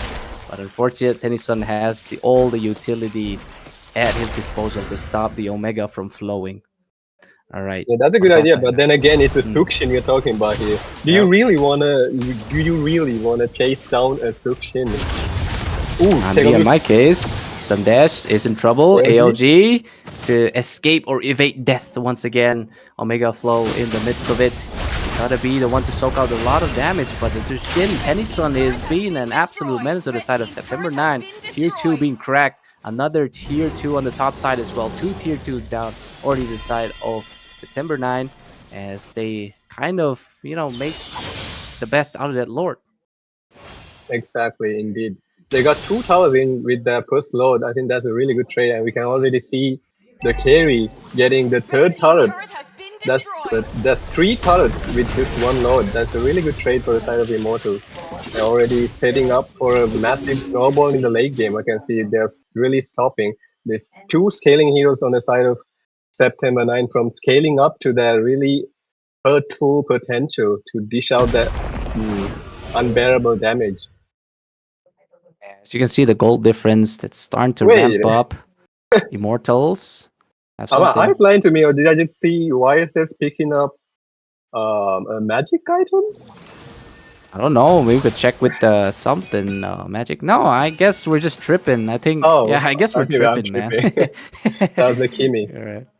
Yeah, it was the Kimi with the blood wings right now. He has 3 movement speed items that can boost the Kimi, which can kind of use the kite system to get the kills. Just if you take a look, we can already see carry with this Trinity already completed. We can safely say that's why she's been shredding these enemies this much, and he's already on his way to completing the 4th item. What do you think he will build? As you say, because of the melee range he has, will he go for more range? Ooh, just as I said, he will get the extra range with the Malefic gun. I mean, you have to, right? You have to pair it up with the penetration. I mean, he don't need the 60% penetration from the Malefic gun because the passive is already true damage. You just need more attack speed so you can stack up the golden staff stacks. And that's the way you can smelt down, tanky heroes pretty quick. With the range, you can also position very well with that extra range. So, yeah, I think it's the best item to pick for a carry would be the Malefic gun. Yes, indeed. But there's another Lord onto this side, but not much contesting happening yet. It's just a nibble of Lord because they want to take down at least 1 member before they can contest for this Lord. If not, it's not going to be a safe Lord dance from either side, but it seems like the Alice is definitely trying to start this Lord. And also, it seems like Suyu is putting up work, beating up the Lord. But that is going to be September finally rotating carefully, especially because 2 squishy heroes on their side. Foundry Shocker comes in to go for the vision practically, but here comes the throw again, some dash. I don't know if he has the AOT yet, but he gets taken out by Tennyson. But this is really bad for September 9 because they're losing off on the trades. Here comes Tisser with a double kill. He's gonna go for the triple there. Yes, he gets the triple. This could be a maniac session because they're gonna try to stop, I think, Omega Flow from doing something, but Crimson. Oh my goodness. No, you're not getting it, bro. Instead, man, look at that 2 players zoning out the entire side. Indeed. It's a wipeout. I think this is an end angle for the side of Immortals. Will they go for it? Indeed. They will. Yes, Look at that attack speed, man. And just like that, the side of Immortals will secure the first win of this best of 3 series. Absolutely. But they have finally avenged their Pakistani brother on that second match. Hopefully they can get the 2-0 on their side for Pakistan, right? Hopefully. But September 9 also, they have to, they raise the stakes. If they lose another one, it's got to be kind of like all over for them. But anyways, I think the MVP session, who is it going to be? Yes, of course. Why not? Tennyson, right? Tennyson. I like this choice of so much work. Exactly. Ooh, that's why he was able to do so much zoning with alongside the Hylos, just going in 2 versus 5 during that Lord battle. He was just tanking all that damage while also just zoning them away, so the Suyu can easily and safely secure that turtle. Even though Gato was trying to push or potentially make an opening for the team to come in and contest a lot, but the Sukshin and Hylos zone is too difficult to just face, man. Just walk to it. It's really difficult to go through them. Definitely, man. But looking at the items right now, the Hylos not completing the Elegant Gen, very justifiable because you don't want to really go for the Clock of Destiny because it takes too much, too much gold because you just want the passive of the Elegant Gem, right? The regeneration. Right. And that, you're pretty much good. Look for another items that can kind of melt the other top, but look at the gold head-to-head. Of course, Crimson completely shreds the Bane, and like I said, man, the Bane, it's not working out really well in this meta right now. It's not. I think the issue here was they picked 3 really item dependent and late game scaling heroes here with YSS, Kimi, and the Bane. and they were really lacking in the early game department. Mm. What do you think?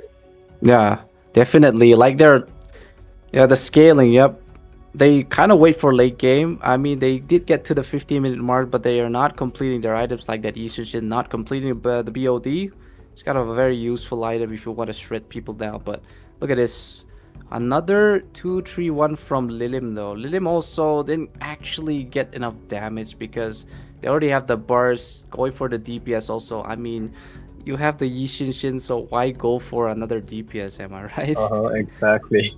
and the Bane as well. You have Yeah. three is too much. You gotta have a balance between early, mid, and late game. If you go 3 late game heroes, you're really gonna struggle if you don't secure the first few kills to get yourself in that momentum and keep the tempo going into a mid game snowball.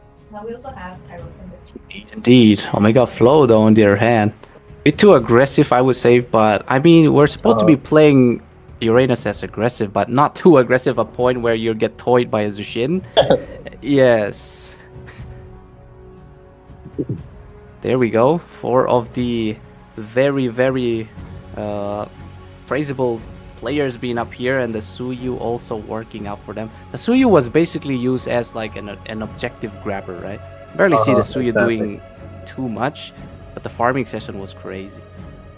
Yeah, you really gotta, because of Suyu's farming speed is slower compared to YSS, you need this kind of team and composition to give him that time to really catch up in farm, you know, because his farming speed with the Soul Saver is really slow. But just like you said, he's really strong when it comes to securing objectives with the Soul Saver plus Retribution combo. Indeed. And with that, highest damage. Wait, highest damage on the Alice is actually crazy. Alright, we're back here, guys. That was indeed a great match. Pakistan making that first victory for their side on this match number 3. Will they continue this very feat, or will they fall off, giving a chance, a breathing chance for September 9? Only time will tell until the next drafting comes, because I don't feel like we're going to take breaks. But what do you think, man? Will Immortals change their draft, or will September adapt to Immortals draft? I'm not sure about one thing I can say for sure. They need to get rid of this Tukshin, man. True. It's so annoying to face it. I mean, Hylos, sure, you can deal with it. But the Sukshin plus Hylos, no, man, you do not want to face that on the enemy side. Even the Eve, I think they need to get rid of these mages. A lot of mages have been popping out in these recent games. Eve, the Savior with so much damage, and also the Vexana, even though she did not technically get a buff, but she's been really doing so much damage with her first skill and the second skill, especially in the early game, dealing so much damage to these squishy heroes. Would you say it's a mage meta, or is it still the fighter meta after the patch? I would say it's more of the... Actually, they can kind of go toe-to-toe. Because a mid lane, of course, mid lane is a pivotal... not pivotal, but it's like the tip of any team, right? If a mid plays really good, the side lanes have a very nice time. Even the jungler, even the roamer, if you can roam with the mid lane very effectively, the game is very breezy for the jungle or the side lanes. So having a really good mid kind of matters as well. But what I don't really like about the Kimmy is the fact that she kind of scales very low on the early game. The mid lane burst heroes like a Farsa, maybe a Selena also, kind of burst her down really quick. But you just have to wait for the items, wait for the Sky Piercer, and have a chance for your crowd control heavy heroes to do something, just putting them down.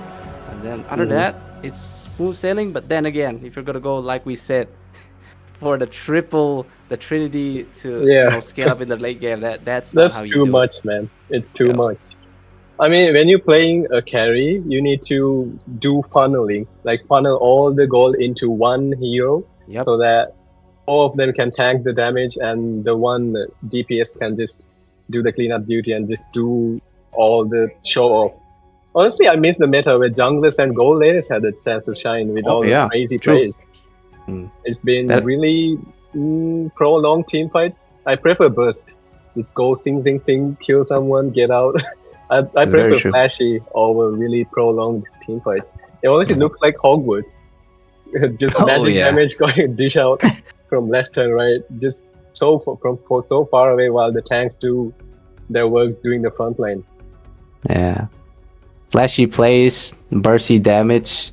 You know, those are the ones that make the flashiest clips, right? The clips that we Right. see a lot, especially if you're talking about Kyrie. He's been like the flashiest player right now.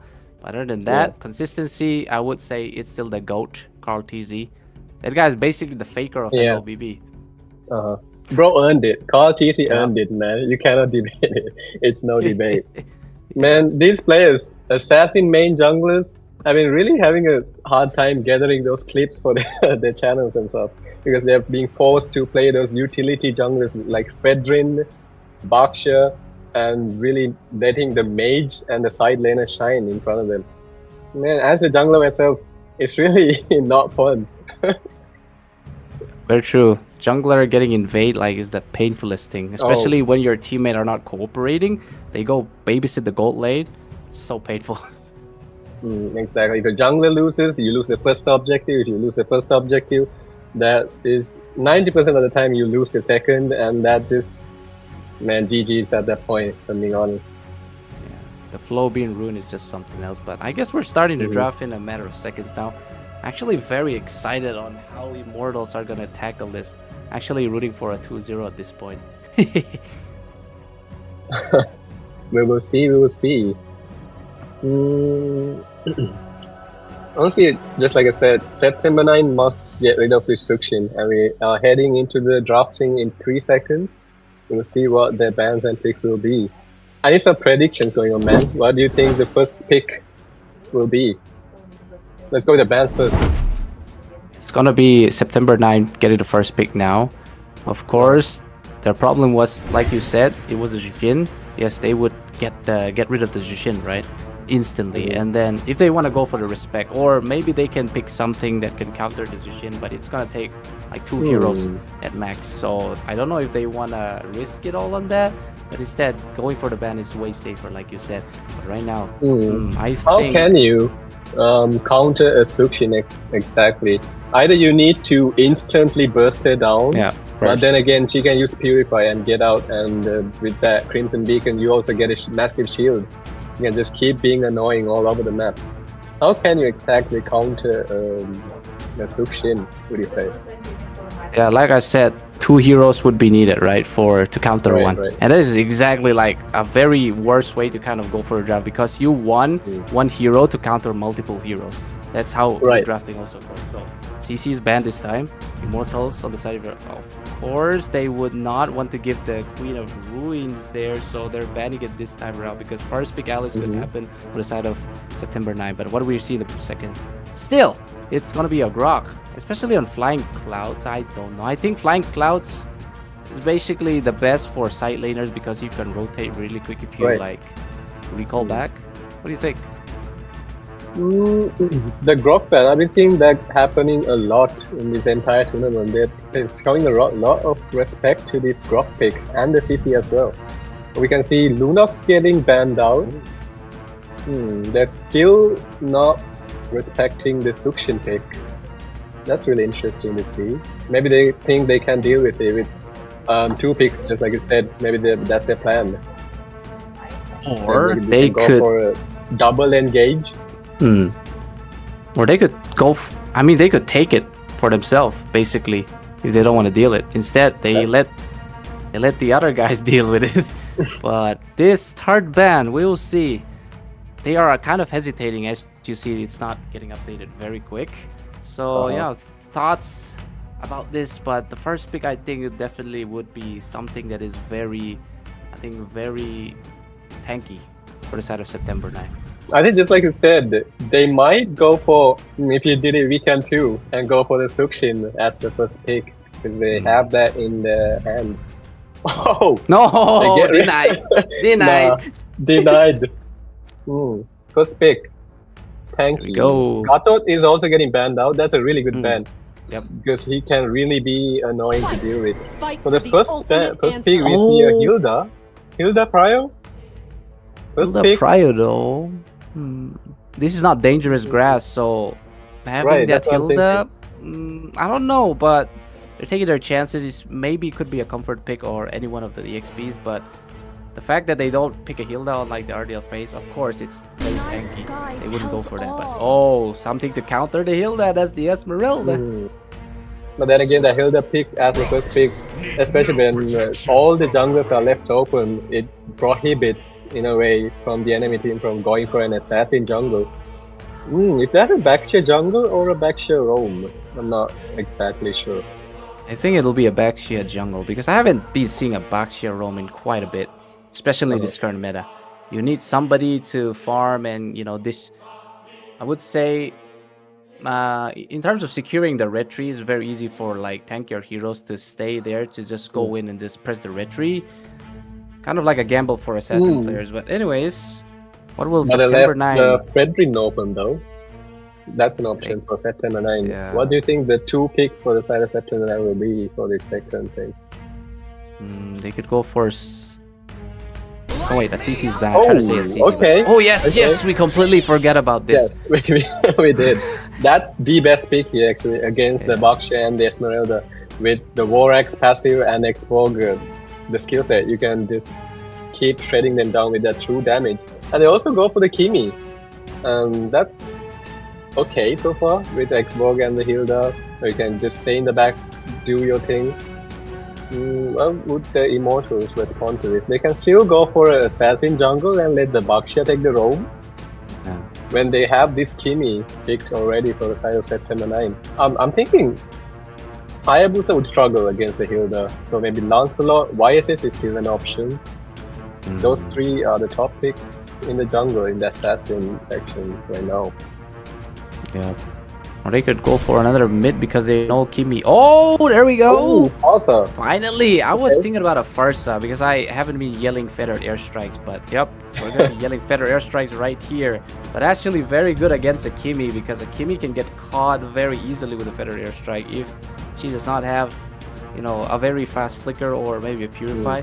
But still, this is looking good for the side of Immortals in start of the burst section. Can deal with the Firaga armor easily because if you let the Firaga Elastic Standing spin too much, it deals a lot of damage. But if you break it before it can give you the full stack, then you can negate most of the damage. So solid drafting to the side of Immortals so far. Second phase of the ban, what do you think are they gonna ban? We can already see they get rid of the Hayabusa because they still have that option as an option to respond to this Farsa pick. But I don't think Hayabusa as a pick for the side of September 9 is a really good idea here. I think more of a Fredrin that would be really good against this Baksha and the Esmeralda, and especially with that red tree advantage the Fredrin naturally has. I think that's a really good pick against this.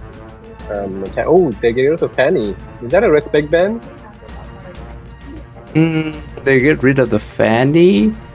I mean, Fanny's really not a ban priority, man. Because I have rarely seen Fanny getting picked because she just runs out of energy so fast.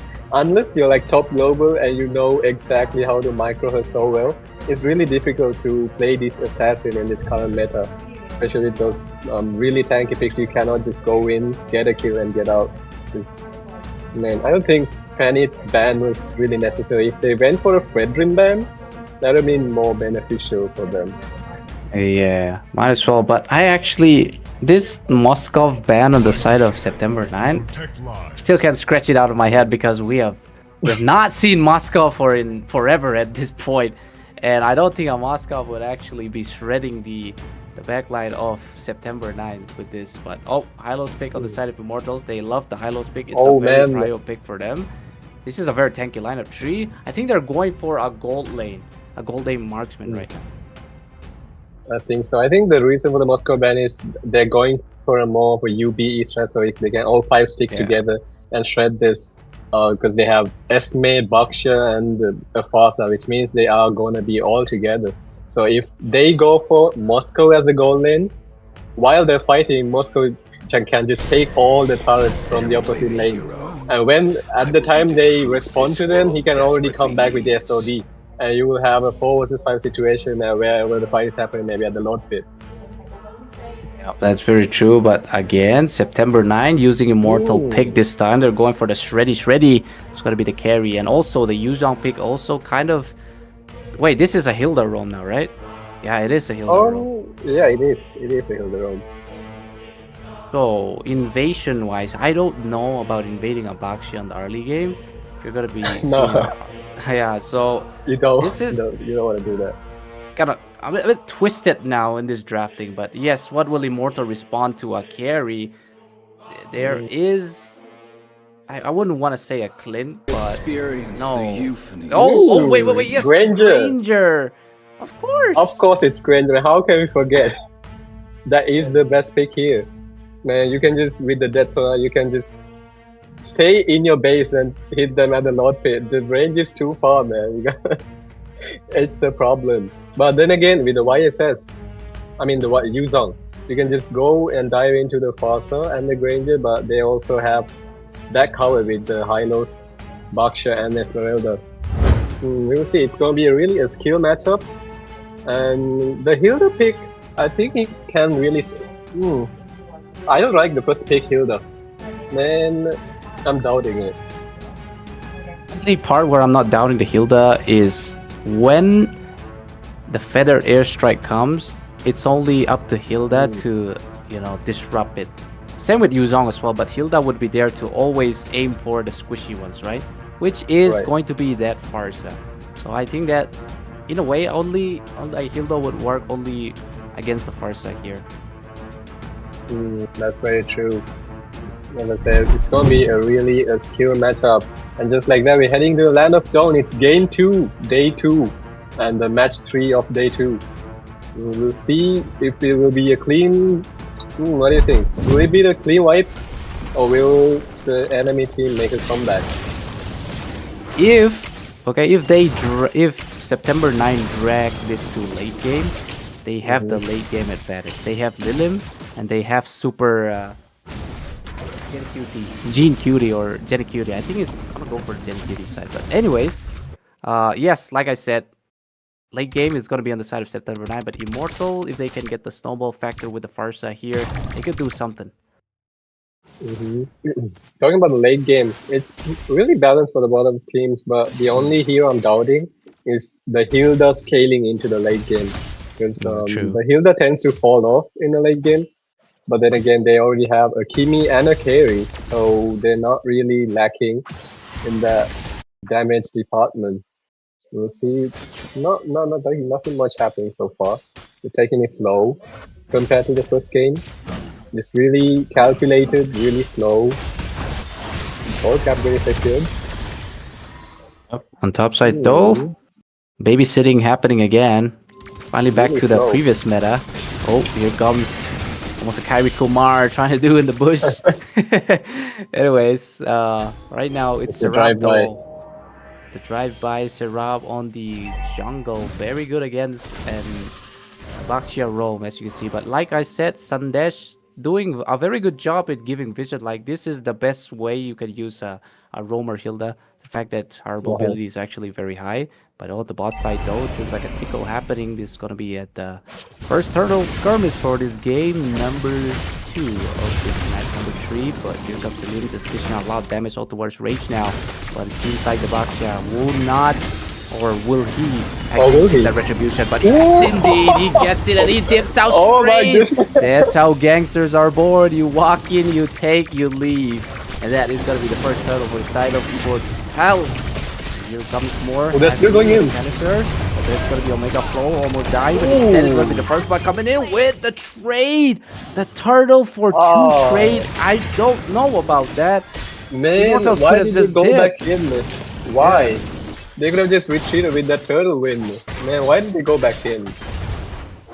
This is very, very confusing. Yeah. Actually, Bakshia did make the call to engage.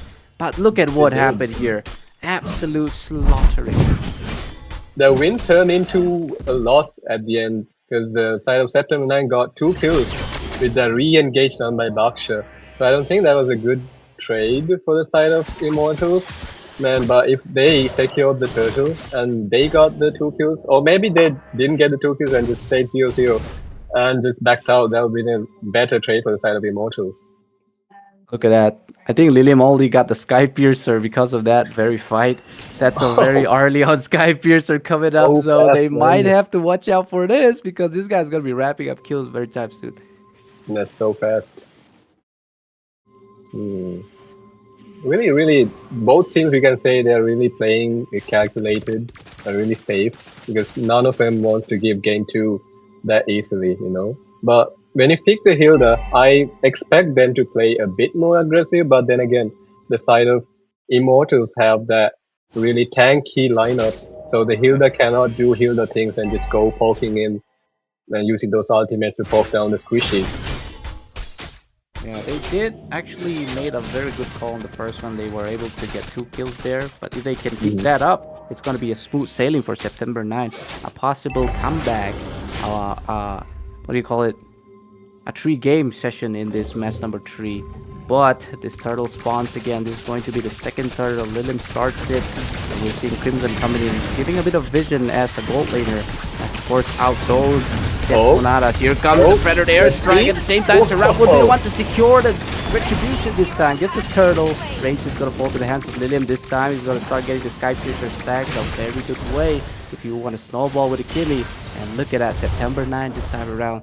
They are sweet sailing. I was expecting another steal from the Buckshot. Retribution is really on point. We can see both the junglers use Retribution at the same time. Yeah. But then again, the Xbog just secures the turtle. Man, it's really calculated. They're playing really book. They're playing by the book this game. The side of Immortals. They just want to play it safe. Oh, take a look at the bot lane. Again, that's already 3 stacks of Sky Piercer going into the hands of the Kimi. His Sky Piercer as the first item that early in the game is really working out for him. Indeed. And he finishes the Arcane Boots for extra penetration. Might as well work towards the Glowing One or possibly a Blood and Wings if you want to be a bit more safe. But right now, look at that. Crimson is just clearing out the Lithos for now. He needs to stack up on the Capriccio stacks if you want to spam the Rhapsody and the Death Sonata later on. But they have to be careful of Super JQD because that scaling later on with a Trinity build, it's going to hurt Immortals a lot. So the best they can do is concentrate on top lane as well. Man, the Buckshot pick I think is really great against the Kimi and can carry Shred down a Buckshot because of that Buckshot ultimate. You can really withstand a lot of constant damage, and so far in the late game you can take as less as 1 damage per attack with a full build of a Buckshot. It's true, and pairing up a Buckshot with a Blade Arbor, that's gonna hurt the carry a lot, but we'll see how it actually plays out. I think I like the Buckshot of his passive, the fact that it has anti-heal. It'll be very good for the side of Immortals here. There seems like there's gonna be another free turtle on the side of the September 9. And there comes the drafting and the dragon. Omega flows in. Golden Carpet's been used again, but unfortunately Serap will want to burst it down. And with that, that's gonna be 5 kills on the leaderboard for the side September 9. They're still looking good. Here comes the Feathered Airstrike, has to force out the flicker to get the safety. And like we said, Sandesh already looking very good in terms of zoning out the Farsa. Just using that Feathered Airstrike to defend that mid turret. You don't want to give that mid first turret because it opens the matchup so much. Take a look at the replay here because the Yusong is playing really aggressive. The rotation from all the way from the bot lane into the turtle pit. You can see some really good 5-man rotation for the objectives going in both teams. Both teams just coming to the objectives very early on time and taking their positions. But Xbox has been really on point. Maybe after that first turtle loss, man is locked in, Balti. Yeah. You gotta be locked in. You gotta let the ego flow in.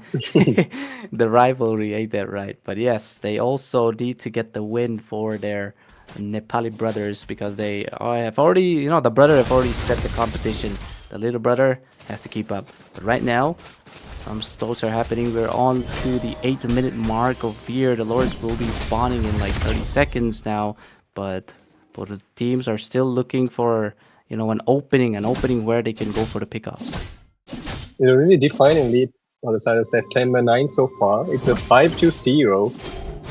The side of Immortals have yet to secure a single kill onto the side of September 9. The side of September 9, on the other hand, is playing a really safe That's a good one. Ooh.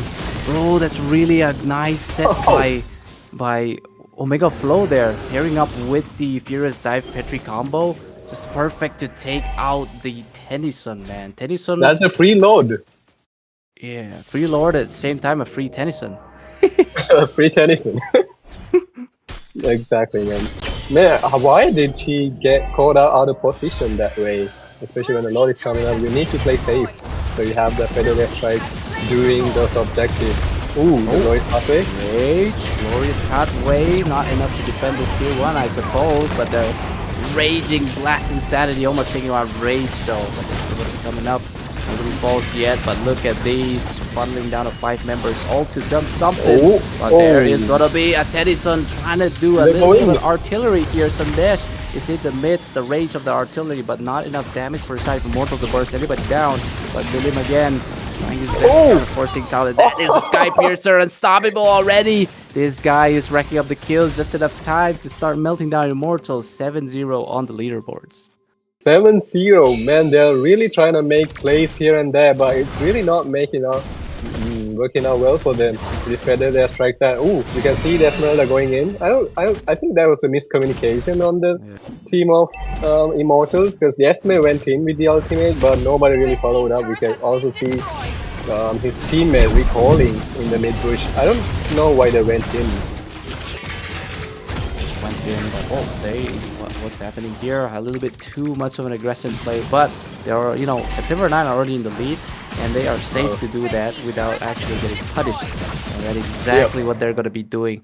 And make sure you take down the outer turrets as soon as possible, and turn this table to a very snowbally momentum on your side. But next you can see this jungle is going to be cleared to the side of September 9. They're working towards this tier 2 section. Better Strike comes in again, going to be blowing a bit of Serap, but that's too much Seraga armor HP already. Here comes the Star Struck, but not really having Raise. Goes for the Glorious Pathway to project Dragon to just zone everybody. Petrified combo comes in again. It's going to be a back at the same time. Rage, but him also dies, and that is 2 down.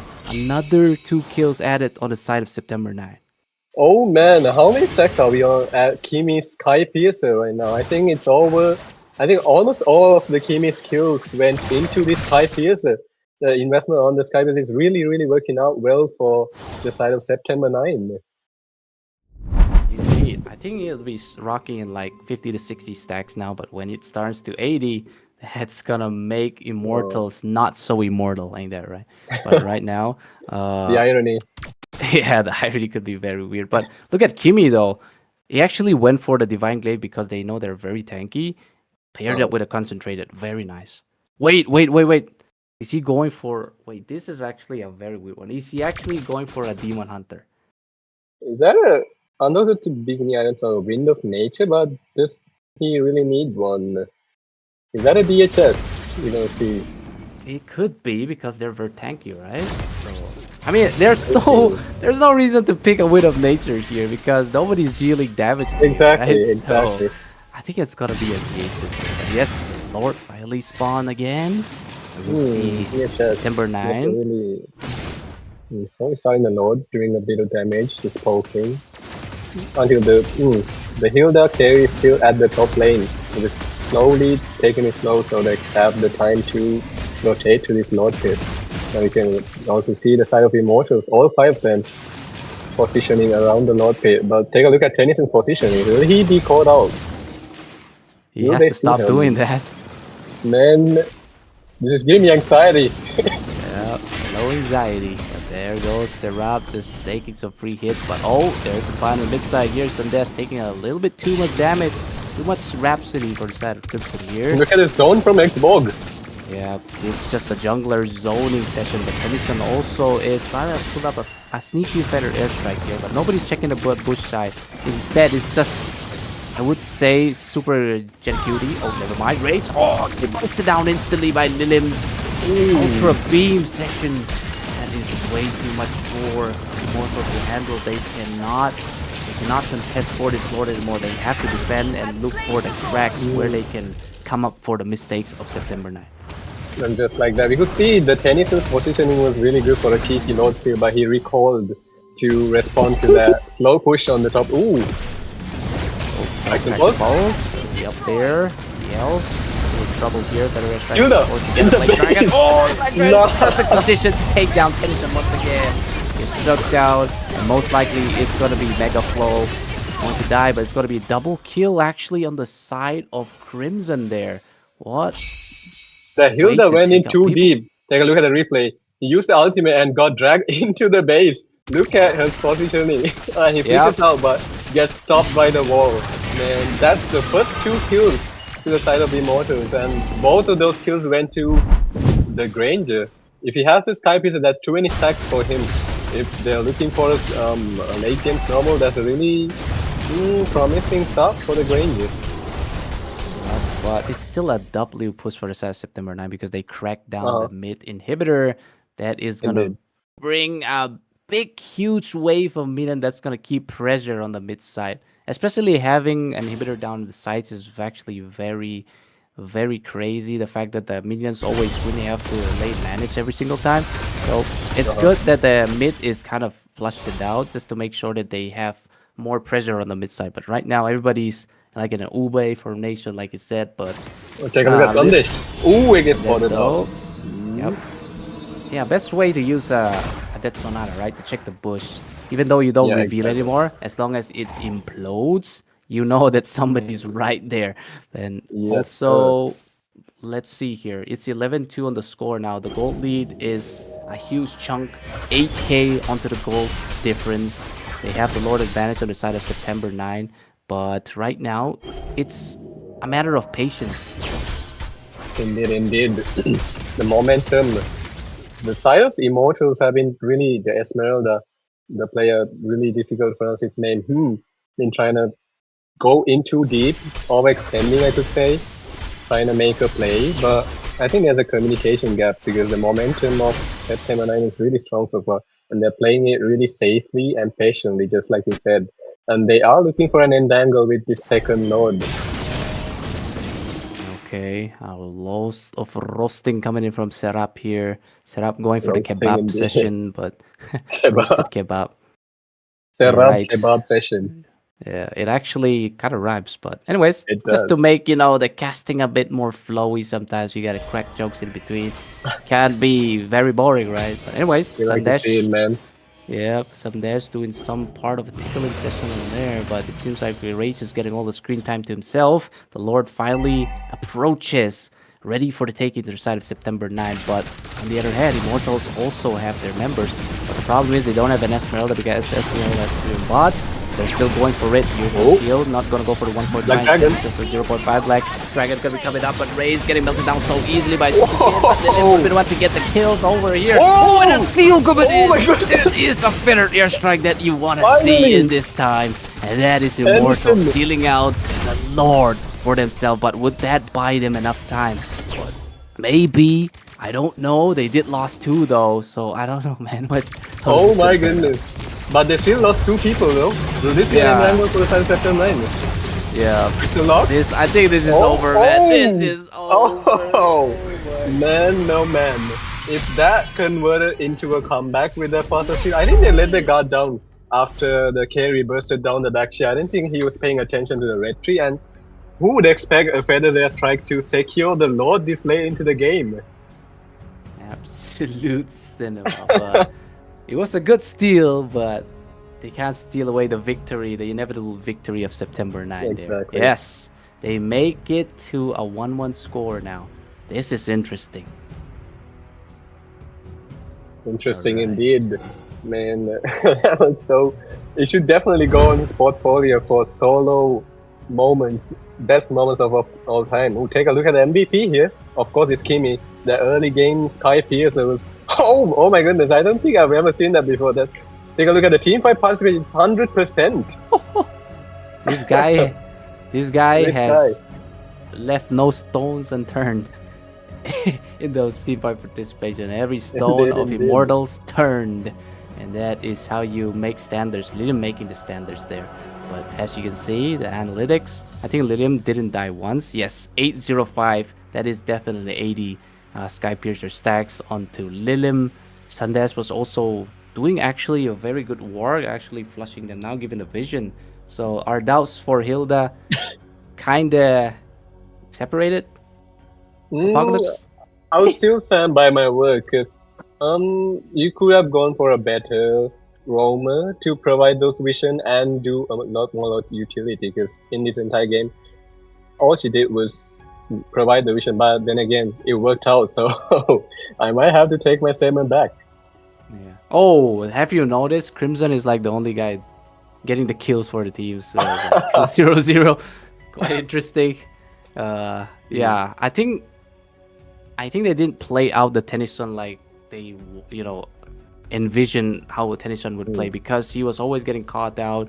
The first set should be dealing a lot of damage because they do have the squishies on September 9, but nope, can't do anything. Instead, it was always Tennyson getting out. Their trump card is dead, so basically the team falls apart. Exactly. He was always trying to do those things. Like we could see from his positioning, he's not backing out. Even when they're losing, he has that confident mentality. Maybe I can pull off a play here in the second Lord. In the first Lord, you could clearly see he was trying to do it, the cheeky Lord seal. And the second Lord, he was able to get it. He's not, you cannot underestimate this Forza. He was really trying to do his best, I could say. Yep. And also Rage, high loss worked out in the first half, but this time gets countered easily now. Sundash and Rage, if you see their analytics, just crazy. And also don't forget Omega Flow. He was there, I think surprising Tennyson twice, killing him twice onto the mid lane and also inside their base of the Immortals. So yeah, this is where you use a Yuzhong as much as possible to the ability of pickoffs. That's a great day to be alive for September 9, to be pulling up this third match of the game. Hylos with the most stats and also the sandbag as it should be. And Hylos players, if they are able to get that lead from the gold, he can really become almost unkillable. But he was not able to achieve that this time. Yeah, not achievable. Omega Flow though, and Yuzhong with the most assists, kind of crazy. It goes for the pickoff, so it's understandable right now. But these are your very heroes for that current match. So we're gonna be back to the caster desk. What's up? It seems like we're not taking a break. Instead, we're starting in 2 minutes right now. So what are your guesses, man? We're gonna go one-on-one, toe-to-toe. I'm gonna stand by September 9. September 9. I think September 9's weakness is Sukshin. So if you give Sukshin a game to the side of Immortals, maybe Immortals will stand a chance. But then again, if they draft well and get rid of that Sukshin threat, I think I would side with September 9 as well. But it all comes down to the draft.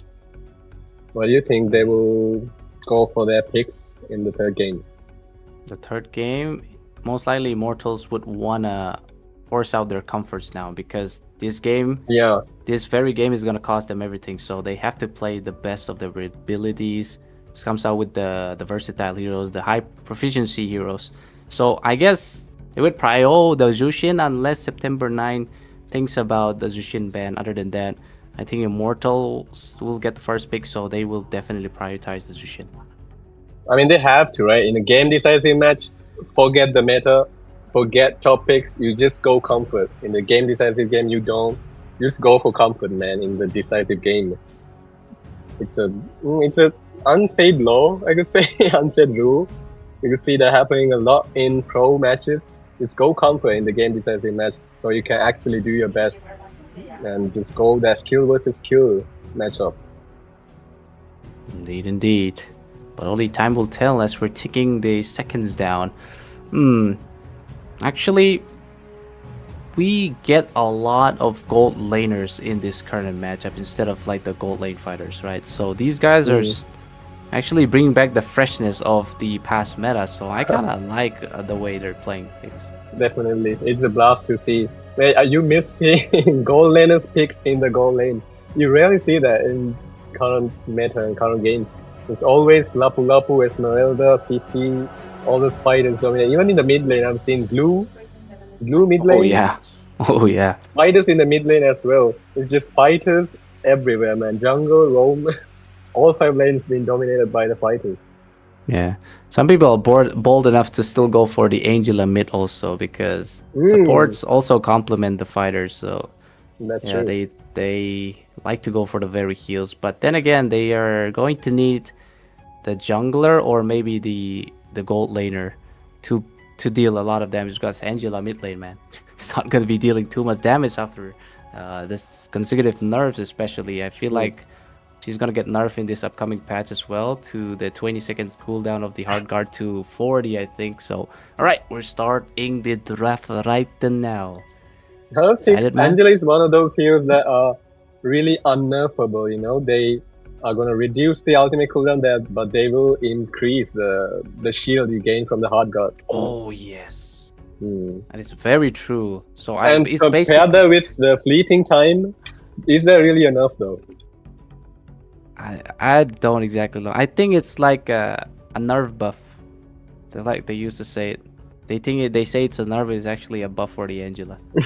I think that would happen for that Angela. Yeah, man. All right. Still well, seems well, like we're the ticking score down. It's 1-1. It's Pakistan versus Nepal. We will see who takes the game 3. Will it be Immortals or will it be September 9? It's all up to the draft, man, at this point. No matter if you have the better comfort picks, if your draft is messy, you're really gonna struggle. Yep, very, very true. A messy draft is basically you failed the theory test. The practical test ain't gonna save you if you fail the theory. Same goes with the practical side, Exactly. right? If you fail the practical, still fails everything. Anyways, You gotta win both. basically it's basically academic point this time. I don't know if the players would love that academic example here, but anyways. Yeah, man, keep the education out of this. Oh my god. Okay, drafting phase it is, Apocalypse. I think this is the very last Okay. game, so I guess we're more pumped up now that we're gonna be taking the rest soon. Our 6 representative countries right here. Thank you I'm so warmed much up. for making this. Yes, sir.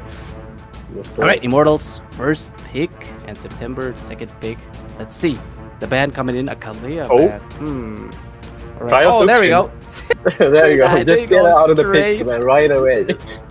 They went straight for the shit. They be like, no questions asked. We're Did dropping not this even out here. hesitate. Yep.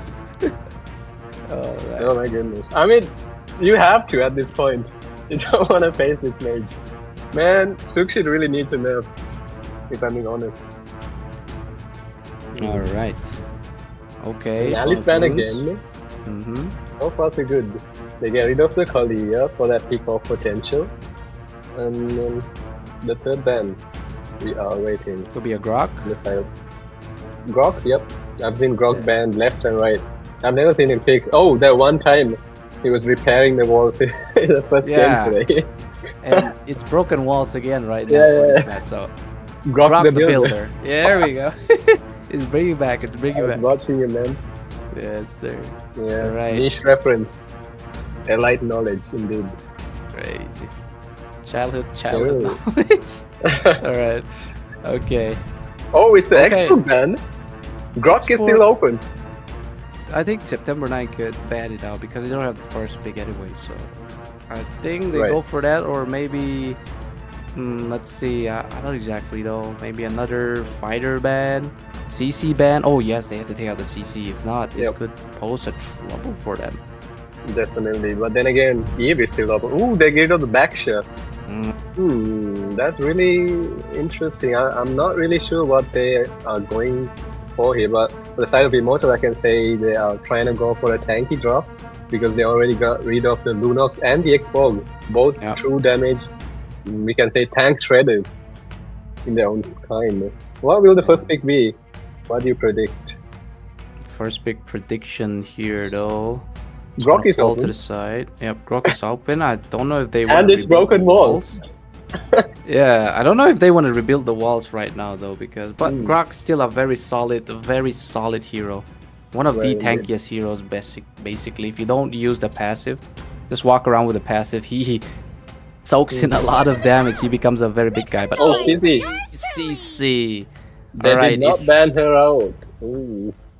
if it's a CC, And they got rid of the counter as well. yeah. Okay. This is starting to make a picture here. Grok is still there though. Still, I mean, against a CC would be bad, but still, a lot of tech charges being made. It could be a game setter, especially Grok is one of those game setters. Right now, Lilim could go for the Kimi. Oh, there we go, Apocalypse. Finally. There you go. Finally, You've been jungler. saying, man. You've been saying I bet. veteran every single time. Now you gotta support September 9 with me, right? Definitely. I Alright. love to see those last 1 HP appraises rats, man. So satisfying. Yep. I love the veteran. Fight for the One bomb. ultimate And also, Oh. Hilda. They're going for the Hilda again, man. Invade They are. and tank. Alright, looking for the picture. Got But the against Quadra? CC, You can that's a already good. see but they are going for their own picture. They're going for the CC Gato Kacha combo, but they're not really responding to the Fredrin or the Hilda. And they also secure the Kimi a response. Yeah, What will the third pick be? a very high prio pick for Kimi. We have been seeing Kimi left to right? But I if mean, you're it seeing works. a Kimi, We have to. if you're seeing a Kimi, would we see another carry again? Because 2 consecutive matches, both of the teams, they keep picking carries to their side, and they end up winning with the carry. So 100% win rate for them. So will they want to continue, especially for Immortals? But they do have the Kimi, so I don't know if they want to pair it up with a Kimi again. But if you can pair it up, you do have the Gatot and the CC. That's Wow. But, oh, Let's give go. that. Right. Kim! One of my favorite heroes when it's my team. I hate to see it on the enemy team. Man, this Yeah. mage is super annoying if you're on the enemy team. You can just spam the skill 1 with the Holy Crystal. You are dead before you know what hit you. Exactly. And a good RW1 can stop and just stall a lot of you guys. But okay. September 9, oriented onto the assassin ban again. Maybe they have done a little bit of a research about the jungler of Immortals. They just don't want to force him out to pick the assassin jungle because it will be bad for Yif as well. I think it's understandable, but Yif in itself can outpoke, I think, Kimi because of the extended range of the Void Crystal. At the same time, the Void Blast could be something. But look at that! They finally take away the carry for some reason. I mean, September 9. It was a pick for the. It was a pick for them though. Why? Yeah, did they, that's I'm what still I'm trying to doubting say, it. yeah. Because if the enemy picked it, they already have really solid responses for Kimi, Gato Kacha, CC with the curtain call. Carry with the really tiny melee range. Why would they get rid of it? I don't know anymore. But in terms of the first pick, of course, September would pick, I think, after they finish banning it. So, but would they go for a carry against this very, high mobility lineup, excluding the Gatot Gacha? But okay, Yuzong out of the picture, which means they are going for something that is, something that is a bit, I would say, squishy. That doesn't get, backline dive like the Tennyson in the previous match. Especially with the both three. Oh, just like you said, it's a Granger. Eve with the fighter emblem is still really sustaining. Even with the brute force I've seen people build, the cooldown plus the sustain when it comes to team fights. You need a really bursty gold lane or a EXP, you could say, a lot. No, I doubt it. That could work, but not here. What do you think the last 2 picks for the side of the Immortals would be? It could be Front. It could be a utility against a utility. Xborg is out of the picture, but what can go against a Fedrin usually? Bakshell's also out of the picture. Would you wanna pick a I was thinking of an Akai, but This land is our Lapu? homeland, and it will Lapu soon be our and burial okay. ground. Okay. Immortal One chose We're me going to gold Lapu. vanquish I Do saw it. you shadows again. that plague Okay. Do this you world. again? I saw Ooh. you. Comfort, man, comfort. Just like I said, you gotta go comfort. Our Lord. Arlott. Yes. All right. All right. W This is call. getting interesting. W call. W call from Apocalypse indeed. One and only analysis. Okay, that is good. Indeed. That It's is really good. good. It's looking really strong with the RWM plus the Fire Slash from the Our Lord. Man. What draft do you think is better? Personally, September 9 is really looking really solid so far. Yeah, very. They have the back line. They have the sustain to, give the blockingness to the Granger as well. They can keep the Eve pretty safe. They have the Arlott to go and assassinate Tennyson again. Tennyson is gonna have a hard time against this Arlott. This Arlott is gonna go for the hybrid build, basically the physical. Definitely. At the same time, some tankiness, some oracle. That is how you actually want to play out the Arlott right now. You want to be a menace with the final slash. All right, September 9 looking good. Immortals also. Hopefully they can do something. But I would say this Arlott is going to shred this Lapu if he has the Master Assassin. Indeed. Right. All out with the Fury Hammer plus Oracle and Domwise, like I said, can be a really big nuisance to the enemy team because he can still deal a lot of damage while sustaining because each dash gives him a lot of regen. Region at the same time damage, and here we are back to the land of dawn. This is going to be the final match for tonight in this day number 2, guys, and this is going to be Pakistan versus Bhutan, the final stretch for them. Both of the junglers have finished taking their respective buffs, but Serap on the other hand is looking for a little play so that he can get the little force very quick to unlock the Razor's Trap here. There is a bit of a Tennyson session with Rage. They don't want to chip out too much damage on the mid side here. As you see, Sundays taking already too much limbs. Played out with a Void Crystal here. Tennyson once again very low on that HP, but uses Jetpack as backup for now. Indeed. Just like in game 1, they play really high tempo, really aggressive. Game 2 and game 3, they're playing really book and playing really safe because they don't. It's the final game after all. It's 1-1 the score, and whoever wins this game takes it all. Indeed. What do you think about this Granger to CC matchup? I would say the CC would just bully the Granger if she gets close. The best way Granger can, outpoke a CC is basically just using the rapid to clear the lanes and also poking the CC. Making sure you keep the distance is very crucial if you want to win against the CC. Other than that, only time will tell now. We have really two very strong retribution junglers. We with the Soul and Frederick with the skill. Because a really strong red tree coming in for the turtle fight. We'll see who gets this turtle.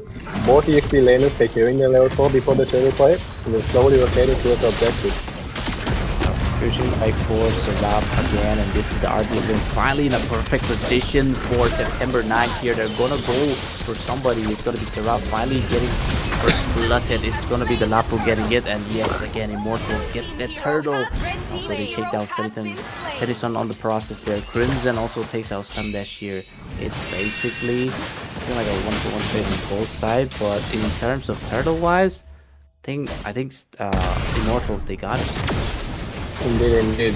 Immortal with 2 kills, plus the turtle early game, and the side of September 9 with 1 kill. Already, September 9 is a little lead. This is not really... Ooh, Bravest Fighter. Does he get it? Alright. I think he got it. I mean, he got it, right? If you want to force out the ultimate there, you gotta get the crap. Okay, these two fighters are playing the top 10 anime battles on bot line. Indeed.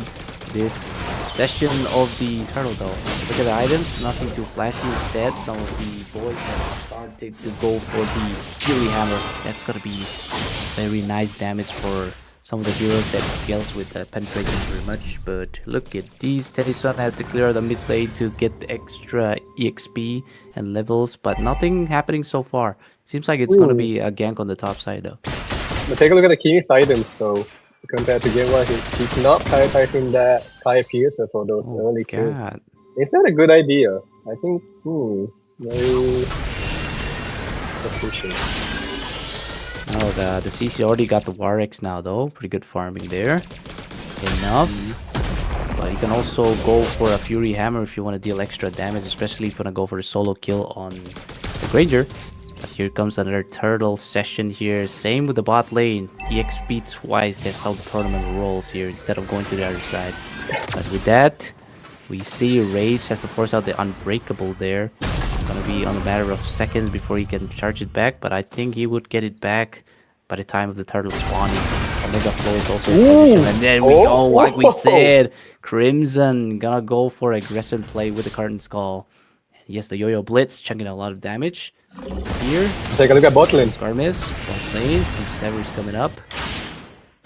Under that, nothing much happening. Okay. Up. A lot of action happening. Right, backline dive for the Brave Fighter, but the Brave Fighter is the dead fighter right now. But here comes the RWM just messing out Rage here. But Tennyson also trying to go for the Spinal Slash on the bot lane. But look at the Arlot. With the final slots, but look at Crimson trying to take everything. But the Arlot. That is how you smash things out. Omega Flow does get the flow. That Super Team QT. They'll get taken down here. Tennyson once again trying to evade Omega Flow here. But Rage also has the priority pick. But look at the amount of healing coming from Omega Flow. But that's a huge chunk of gold for the side of September 9. And also a turtle. And they are going to dip after losing Omega Flow.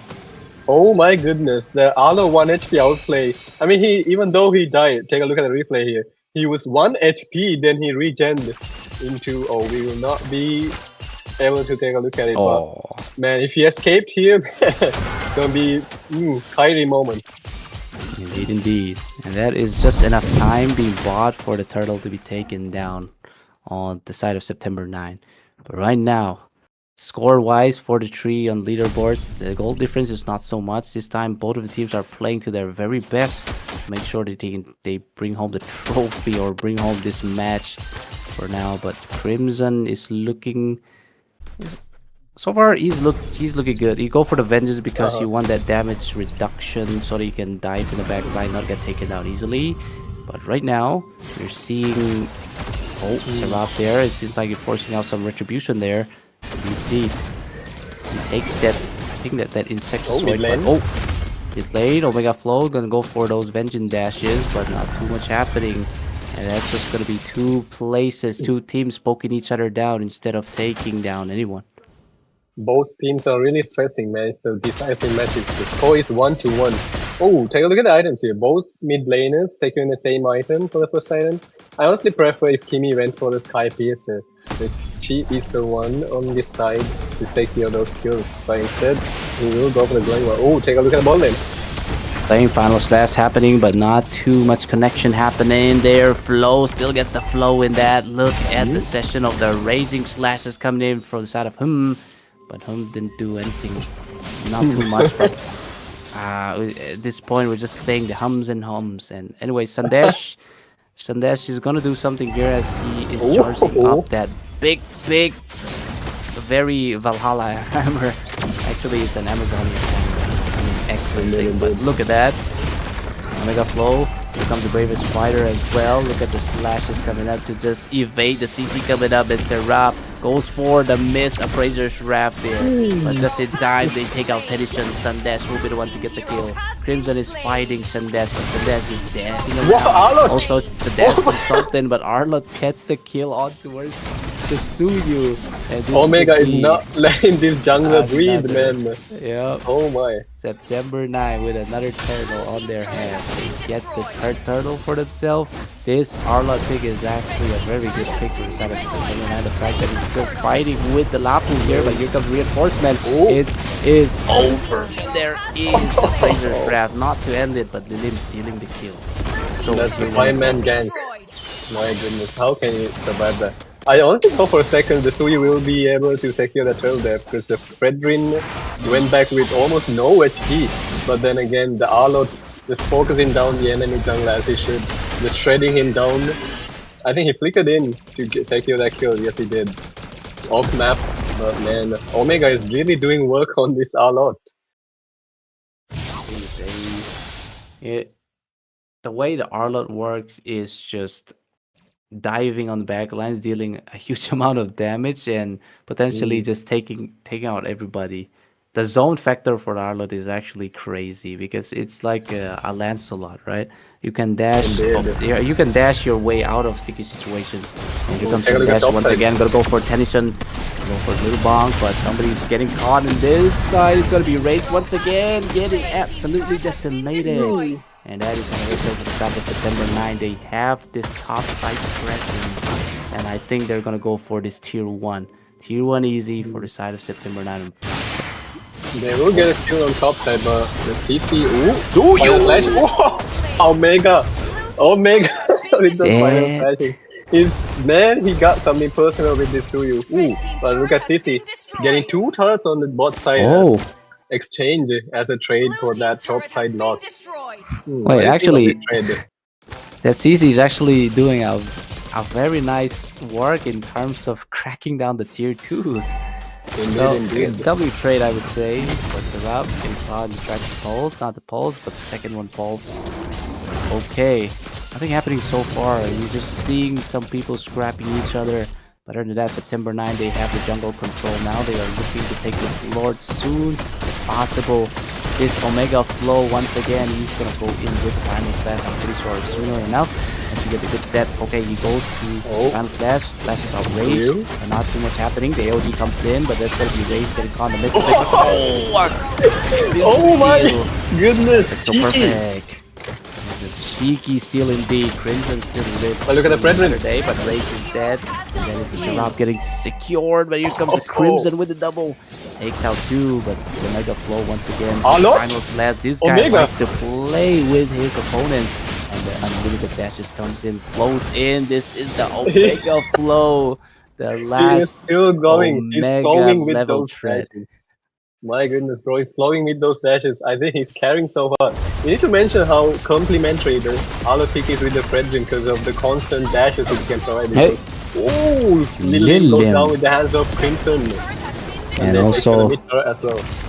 Mr. Flow is coming back. He wasted his flash, his final flash though, so he won't be able to do a flashy play just yet. But this gives an advantage for Immortals to start cracking down this tier 2. They are looking for tier 2 on top. They're going to take it down.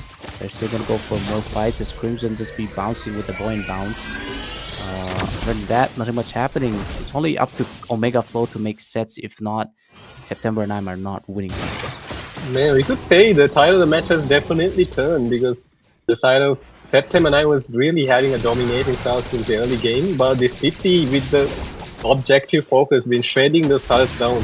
And right now, the side of Immortals have a bigger map presence. Oh, we need to mention the Lord Steel. In the Lord Steel, they were able to secure a lot of towers, and they are left with 3 inhibitors and one tier 2. They have a bigger map presence than September 9 so far. Indeed. And guess what? Nothing much happening so far. We're just gonna make sure there is an 8 to 10 onto the leaderboards.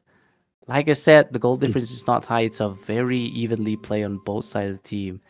Granger has already got the Sea Halberd, so that's gonna stop the healers from healing too much. HP days damage from the other unit's passive is also very nice for Granger to have. Gonna work on that final, I think, Blade of Despair, or maybe he could go for, if he wants sustain, he could go for the Rose Gold Meteor. Definitely. We can see the micro and macro sense of Crimson here because the weakness of this Fredrin draft, I could safely say, is split push. Because when you... Ooh! Team fight, Hilda. Sandeep, AOG? A perfect AOG, but not enough traction balls, and RW of course out here. Somebody's dancing inside the RWM though. The Crazy Trap is dropping down at him. Finally falls. Super G takes the kill, gets a double over there. It's gonna be a Sky Piercing action because this is gonna be some Rhapsody plays. Actually missed one Rhapsody there, but not going for more. But that is gonna be a double for the side of September 9. The fact that they get 2 for 0 trade. 2 in exchange for none. As I was saying, this Crimson he really knows the weakness of this enemy drop. Even though they're strong in teamfight, they really cannot send one person to clear one lane. So he's been really utilizing this weakness. And Lord being shredded down really fast. Simple was perfect there. Omega Flow finally falls to the hands of Sui with the severing soul, and there is Suyu stealing it for himself. Holy! That is Immortals gets the the Lord once again. Wait, a turtle plus Lord, it's a Tord. I just This said that guy. for some reason. Take a look at the retribution. Man, this guy's on point. He also got that revenge. Man, he got two really good objectives in that turtle fight. He got the revenge he needed because Arlo killed him like what, 3 times? He got a revenge, he got that clutch steal. Man, he's cooking. And my tongue is tripping at this point. This is quite an intensive match now. The Lord locks in on bot side. This will be a diversion push where the divide and conquer factor would work now. But right now, it's going to be a tier 2 down on the hands of Immortals onto the mid side here. But they are looking for this Lord because this cracks the inhibitor. That's going to pose a big threat. And the Lord still have a charge, so they're still holding things out. The charge finally happens now. But here comes the slash coming the backside. There goes the RWM as well.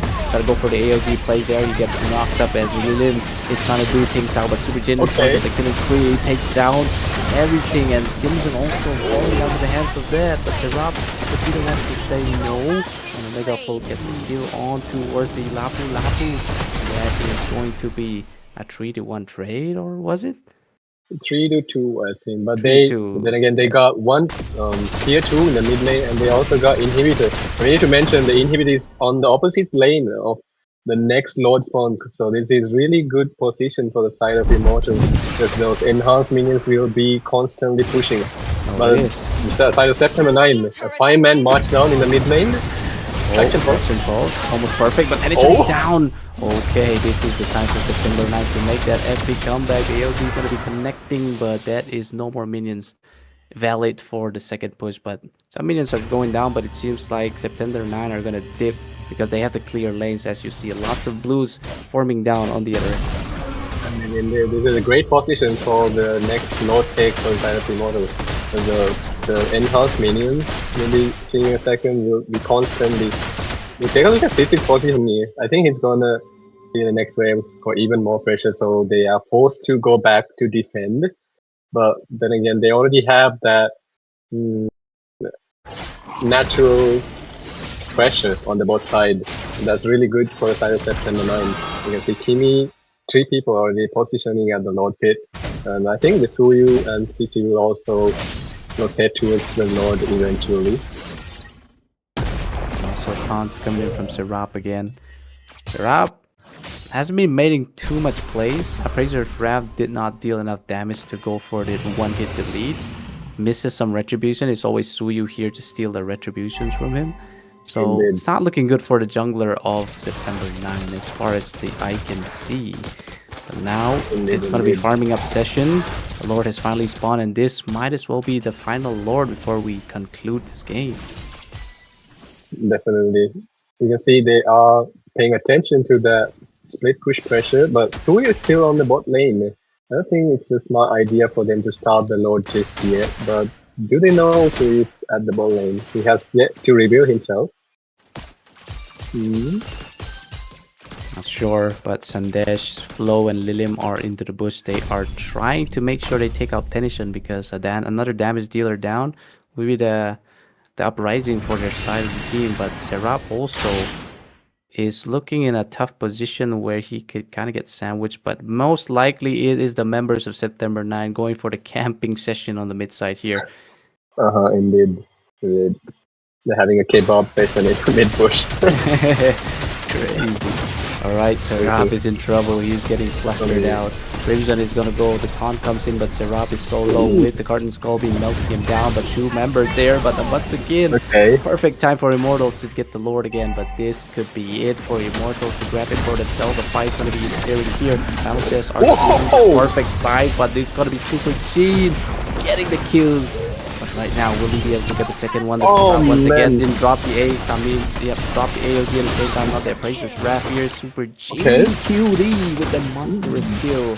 Takes out 2 in the trade of 1. I don't think they will be able to end this with this Lord. Lord already marching down both sides, but they lost 2 people in that team fight. I think they could have been more patient with it and just prepare themselves for a 3-way push, divide and conquer, like I said.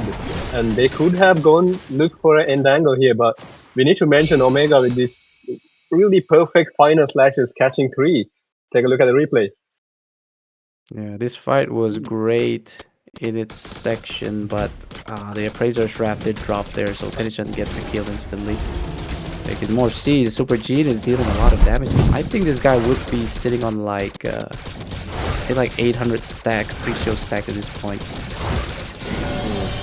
Might be definitely. This late into the game, we're already reaching the 20-minute mark.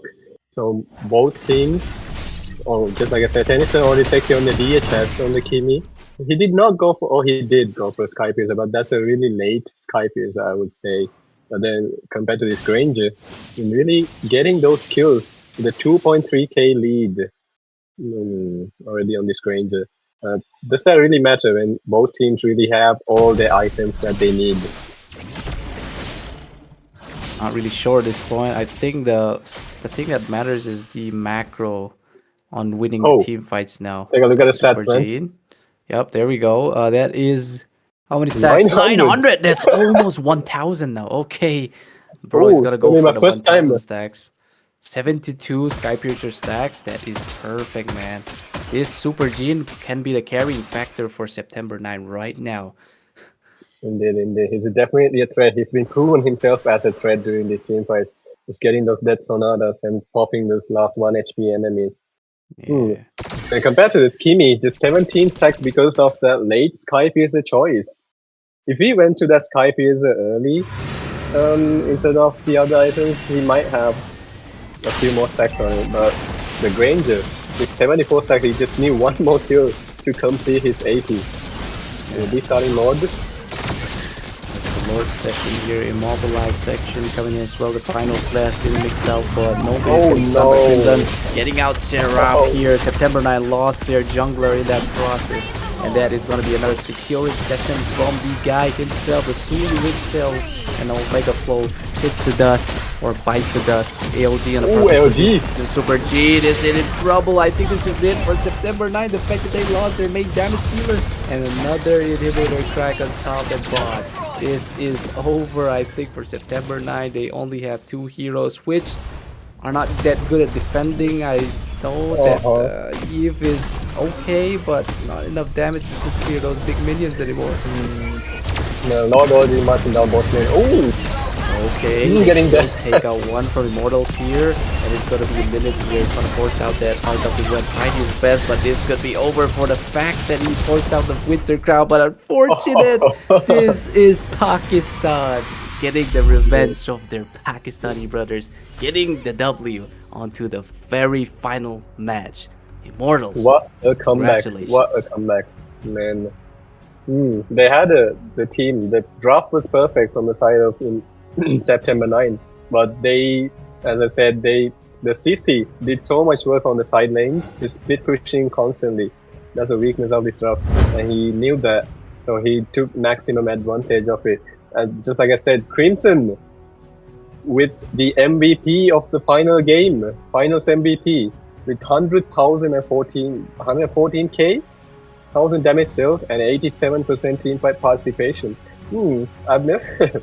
Is it 3 offensive items and no boots build onto the CC? I've never seen 3 offensive items on the CC before.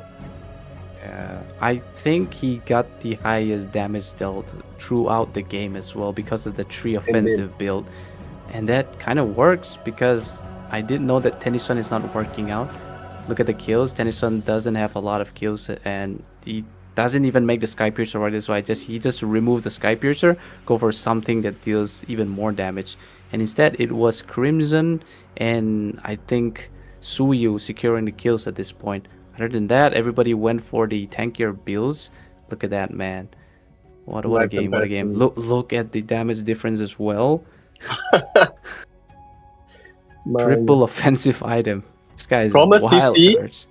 From a CC especially, that's absurd. My goodness, he was really thirst strike. You see, you know that Hunter Strike and the Warx is kind of enough, right? But no, we're taking that Malefic Roar to give an extra percentage on that penetration, not only from the Hunter Strike already, but yep, that's how they get the most numbers out of it.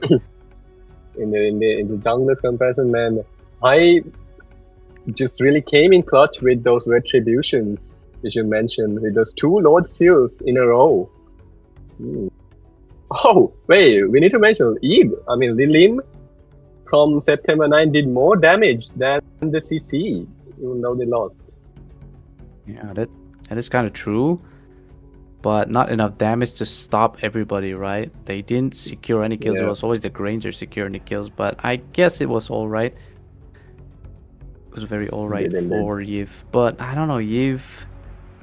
It is a good mid lane mage, but I don't know, it kind of falls out when you don't have a team to kind of be your fortress. Especially, you fall out when there's an enemy split pushing, just constantly split pushing, because the entire comp was solely team fight, man. Big congrats to the side of Immortals for taking on this W. Indeed. And there we go, our heroes. September. Highest Actually, Immortals win, but everybody here is taking on the side of September 9. We got Sundes with 2, Lilim has the highest damage, and Super Cutie with the highest gold. Oh, we thought September 9 are gonna have it, but Apocalypse, congratulations, we finally got the Caster's Curse. Indeed. As I said, they were focusing so much on those team fights, and they get all the achievements at the end of the match. Congrats to the side of Immortals for that 2-1 really intense matches from both of these teams, and they will secure this W. Yep, they are making sure they make the leaderboards on their Group B side. They're just next to Onyx Paradox with the 2 wins, 1 losses, and there we go. They're finally equalizing. But on the side of the Group A, though, look at Group A, Sacred Shine and Larry with 3 points. These guys are something to watch about. They don't want to get them on the second match, I reckon. Really excited to see the upcoming matches. Bolty. Alright, with that being said, guys, I think we can wrap this up basically. You guys saw how this is going to happen now. I think for tomorrow's match would be...